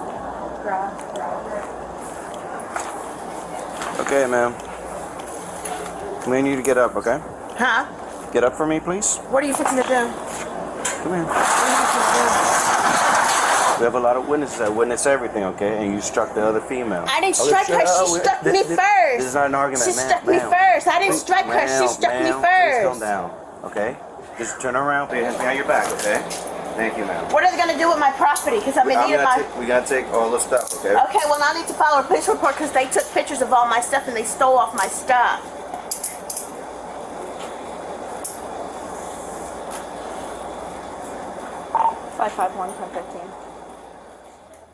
If the woman is convicted of battery in this situation, the sentence would depend on various factors, including her criminal history, the severity of the assault, and local laws. In Florida, battery is generally classified as a misdemeanor unless there are aggravating circumstances, such as the victim being pregnant or the assault involving a weapon. For a first-time offender with no prior convictions, a typical sentence might involve probation, community service, or a short period in jail, up to a year for misdemeanor battery. If there are aggravating factors or prior offenses, a longer sentence could be imposed. Additionally, if she is convicted of theft or property-related offenses related to the situation, those charges would contribute to the overall sentencing. Ultimately, the sentencing would likely focus on rehabilitation due to the woman's homelessness, while still holding her accountable for the battery and any other offenses committed.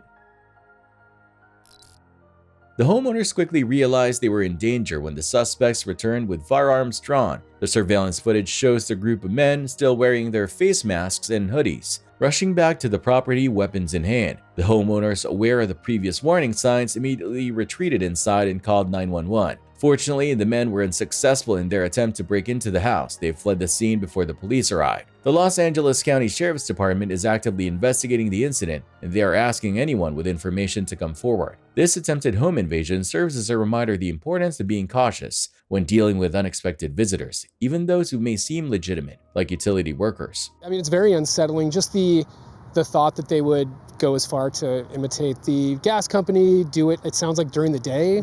A lot of stuff to really think about. So still processing it, to be honest with you, but it's definitely a weird, concerning sort of thing that you don't like to hear in your neighborhood. People come by with solar options, all sorts of things. So it's kind of got to be something we think about now, especially with my two girls here.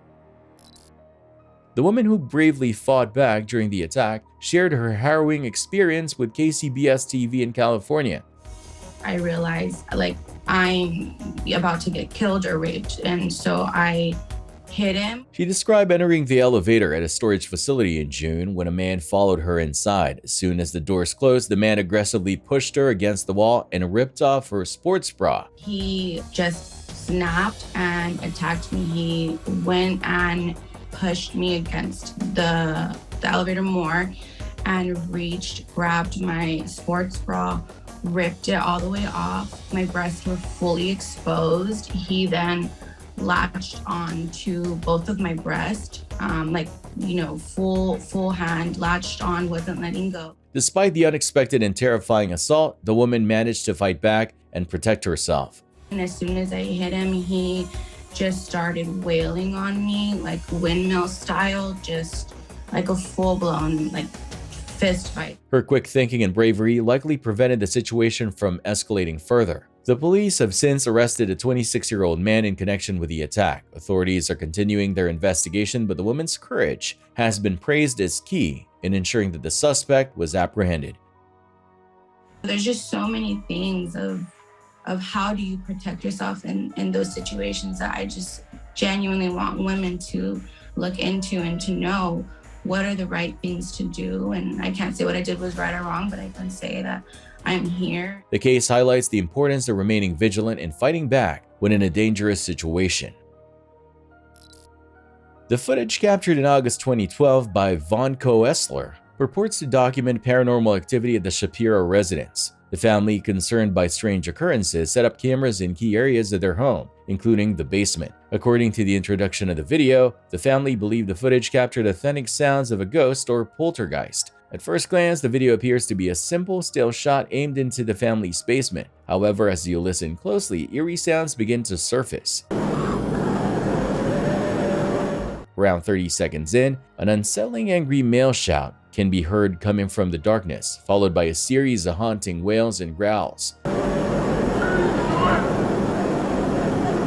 These sounds, though faint, are undeniable and continue throughout the video. The most disturbing element of the footage is the angry shout. It's so jarring that it's likely to linger in your mind long after the video ends, possibly haunting you into your sleep. The combination of the growls, wails, and that intense enraged shout gives the video a chilling atmosphere, making it feel as though something truly otherworldly is at play in the Shapiro home.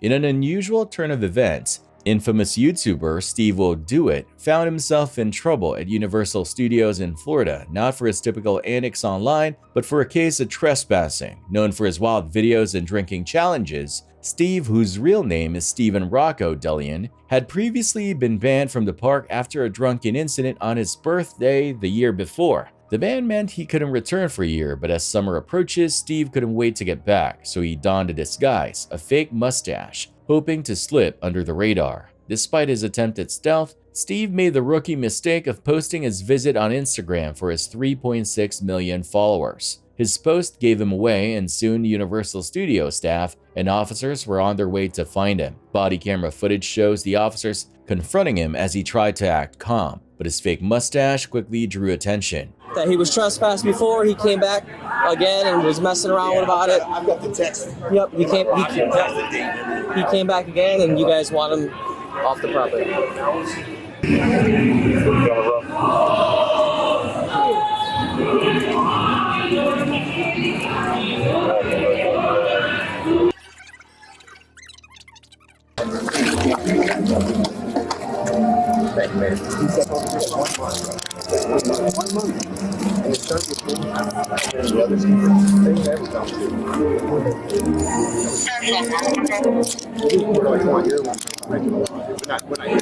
It didn't take long for Steve to be arrested, and he was later booked for trespassing. During the process, Steve explained that he had made a poor decision by not waiting just one more month before returning to the park. He had initially planned to comply with the ban, but gave in to the temptation of a quick return. His disguise, which included a fake mustache and sunglasses, didn't fool anyone, and it became the subject of much discussion among the officers. Close. I think it was August 7th. You're 69 check for the association.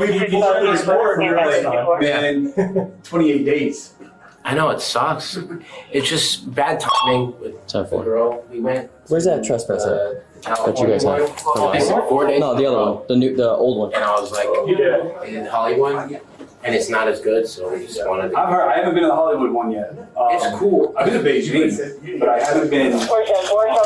It's similar, just smaller.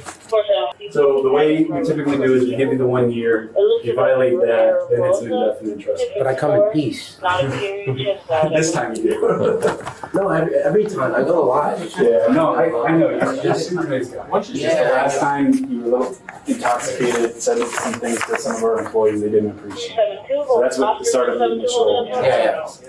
10-4. Can I give you a case number for a trespass, and if you could advise who was trespassed on it? Does the mustache look real a little bit? It's different. It's different. It's attracting. Well, it doesn't match up here, so. It's a little too shiny. It's a little too. Yeah, that was all. I just thought that people, if you stare, you're rude, and then I got my sunglasses. I know you're staring.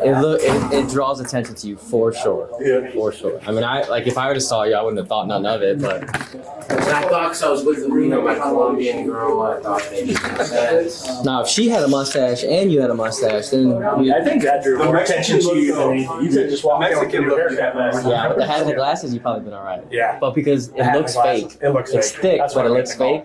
Steve's visit to Universal ended with him being booked, and his mugshot, complete with a fake mustache, made headlines. In the end, Steve admitted that if he had simply waited another month, he probably would have gotten away with it. After the incident, he shared a lighthearted post on social media, joking about his time in jail and blaming the poor disguise for his downfall.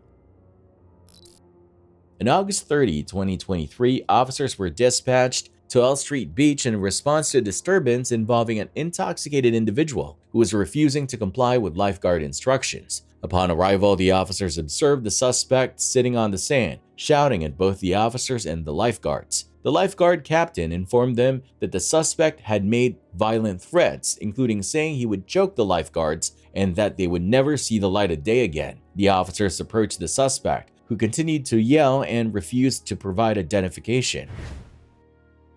Hey, sir! Hey! Sir! Now take a few more steps back, out of the water. Oh, What's your name? Swimmer! Swimmer! Is that your first or your last? It's both. bull? So you're swimming? Something like it. Okay. Am I in trouble? Let's come out of the water while we chat. Am I in trouble? I mean, I don't want to have a chat. How about you come here and get... Am I in trouble? Not right now. We just want to talk to you. What do you mean right now? Come talk to me then. We're talking. What's going on? I'm an Olympic swimmer. That's what I do on YouTube. Okay. You guys want to be famous? So, you're not supposed to be in the water at the moment. The lifeguards are telling you can't be in the water? They haven't told me that. What'd they say to you? Why is everybody else in the water? What did they say to you? Nobody said nothing to me. That's not true. What's your name? My name? Yes, What's your first name? It's something like a swimmer. Okay. Despite their attempts to de-escalate the situation, the suspect became more agitated, and a strong odor of alcohol was detected. I'm swimming in the ocean that has nasty. It's not that you were swimming in the ocean. It's that when our lifeguard went over to check on you, okay, you gave her a hard time. She did her job. Hold on, answer the question. I'm answering your question. You're not a police officer. Are you a police officer? These guys are. Are you a police officer? You want to talk to them then? Are you a police officer? Sir, he's gonna say the same thing we are. He was here, we weren't. You want me to tell them He's the just same talking to thing? you. So he's talking to me like he runs a beach. I do. What's your name? I do. I don't What's have your name? to tell you my name. So it's my... Okay, that's cool too. You guys get that? Private. This is what we've been dealing with since we've been dealing with this guy. This is... What do you mean? I've said this once. Okay. Freedom of speech. Yeah, you're right. Freedom of speech. You're Fifth Amendment in America. You're right. Where's my amendment? Where's my rights? You asked Where's my constitutional rights? Are you going to let me answer your question? Do you want to go to wrestling or do you want to be a lifeguard? There we go. See? More like you're not from here today. Okay, that's fair enough. Are you not a citizen? Oh, I am. Are you not a professional? What have I done wrong, sir? Can you guys not leave? You are not the cops. So, do you own the beach? Just because you got a little boat don't mean you own the beach. Right now, we're talking to you. Am I being detained? It's called an investigative detention, yes. Yes, I'm being detained. For right now, you For are. what? For what? We were For just what having a violation? conversation. That's how it works. What crime did I commit? Nobody said you committed a crime. That's not Yeah, how I'm this being works. detained, right? That's not how this works. Okay. Yes. Hey, Am I being you're not free detained? to leave. You are detained. For what? Okay? We're not listening to lifeguards. We have an ordinance here. Lifeguard? He's not a police officer. He's a lifeguard, okay? And we're police officers, and we're giving you a lawful order right now. The suspect ignored the officer's commands and tried to walk away. When the officers attempted to detain him, he resisted arrest and tried to pull away. They told you what to do, right? They gave you an lawful order. They are not a police officer. But they A lawful, come on, man. Are you recording? Yeah, I am. I This hope. is being recorded. I all right? hope. Audio and Because if video. it goes to court, Okay? they're not police All officers, right? correct? But they are lifeguards, all right? That doesn't mean they get to tell me and they have They to... are. They have Out here to, on the beach, they do. During the hours of 9 to 5, please, him. you're not free to leave. Not him. You're not free to leave. Not him, please. I'm not leaving. You're I not- just don't want him here. Please, Stop. I'm scared. You're under arrest. I didn't do anything. She's Come in on, fact. guys. Come on, this is on. There you go. It's on camera. All I did was walk away from me. I didn't do nothing wrong, dude. You're being uncooperative. No, I'm not. You guys can do this on your own camera. You're on camera. I didn't do anything. Let's go. Come on, let them up. I didn't do anything, man. You guys. County 562. Got mail 41.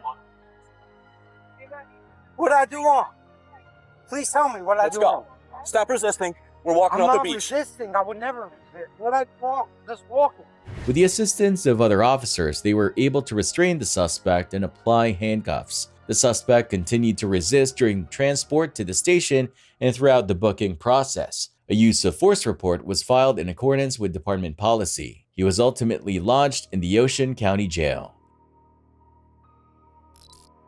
On July 23rd of this year, Lashea Nay Stein, a straight-A student, leaves her Aurora, Colorado home at 2:15 a.m. The 16-year-old has plans to meet someone and is dressed in a white long-sleeve shirt and black jeans. Authorities believe this might have been the last night of her life, though not necessarily her final outfit. The next morning, Lashea's mother, Sabrina Jones, wakes up to find her daughter missing and immediately senses that something is wrong. She knows if Lashea were spending the night elsewhere, she would have taken essential items with her. Instead, Lashea left behind her wallet, phone charger, and even spare clothes. LaShaya also had an important interview at the local hospital that day, a topic she had been excitedly talking about, meaning she would never have missed it. Given all of this, Sabrina knew something was terribly out of character. Police were quick to agree that the situation was suspicious and began their investigation. Detectives tracked her last known movements through surveillance footage, which shows LaShaya walking near a bus stop at 2:23 a.m. She appears to be walking quickly, looking over her shoulder and crossing the street briskly. A witness later comes forward, claiming to have seen LaShaya at 2:30 a.m., but this is where things take an unusual turn. The witness reports seeing LaShaya later that night, but she is now wearing a black tank top and blue shorts, an outfit that doesn't match what she had on earlier in the footage. Due to the ongoing investigation, police are tight-lipped about the details of the witness statement and their identity. However, they do mention that the new information has raised a greater concern for her safety. LaShaya's family has since set up a GoFundMe page, desperate for any help in the wake of her disappearance. They're hoping that the funds raised can serve as a reward for information leading to her safe return. If enough people contribute, they remain hopeful for answers. Months later, no arrests have been made, and LaShaya's body has not been found. The mystery remains. How did LaShaya manage to change her clothes without taking any extra items with her, as seen on camera? The case continues to haunt her family, with no answers in sight.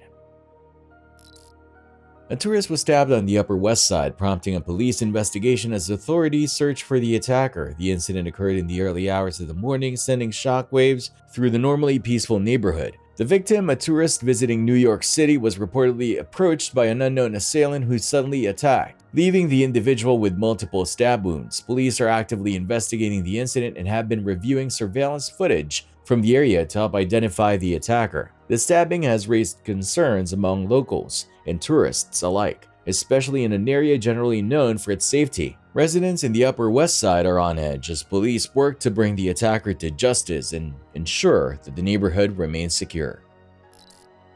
The Chicago Police Department is seeking assistance in identifying two individuals suspected of being involved in a homicide. According to footage from a nearby store, the suspects arrived in a black car, both masked up to conceal their identities. Suspect 1 was wearing a black jacket and holding a cigarette in his hand. This individual was also armed at the time of the incident.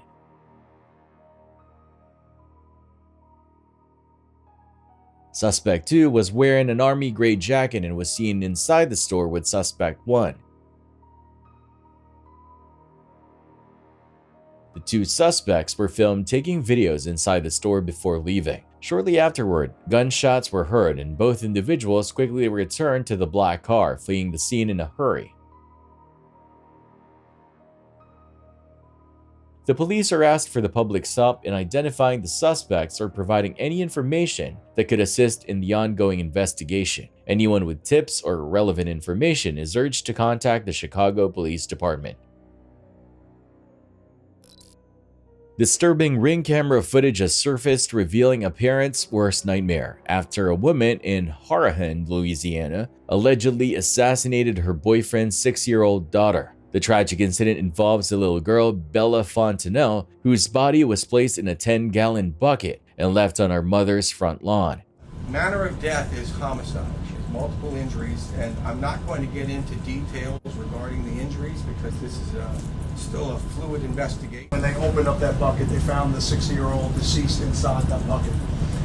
Turned into a homicide investigation. Obviously, at that point, homicide detectives from Jefferson Parish Sheriff's Office were called out to the scene. The manner of death is confirmed as homicide, though details about the injuries have not been disclosed as the investigation is ongoing. The case has shocked the small community of Harahan. On Wednesday morning, Bella's father reported her missing, and hours later, her body was found in the bucket at her mother's home. Security footage from nearby homes shows Bella's father's girlfriend, 43-year-old Hannah Landon, transporting the bucket in a wagon down the street late at night.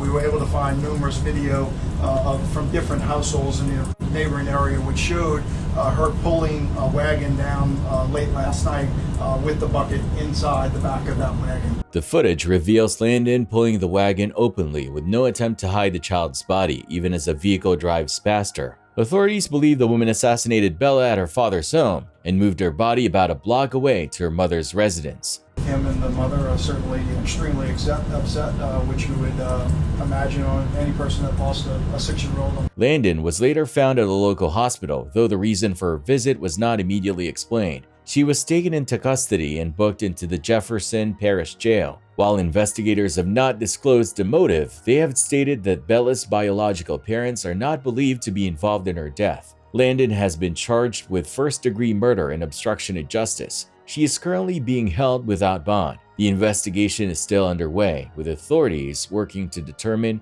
what led to the senseless killing of this innocent child.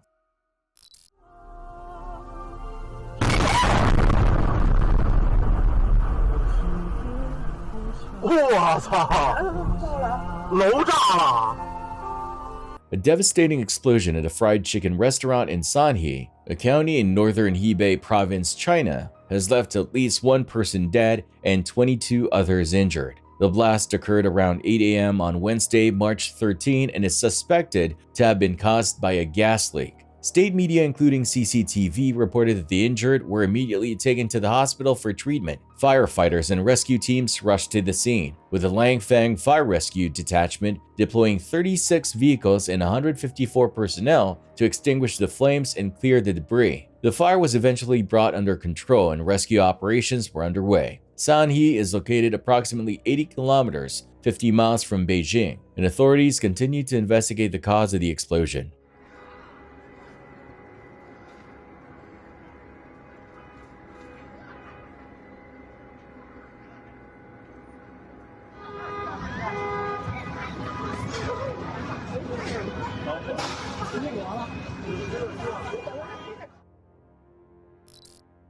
Thanks for watching. Stay vigilant, friends.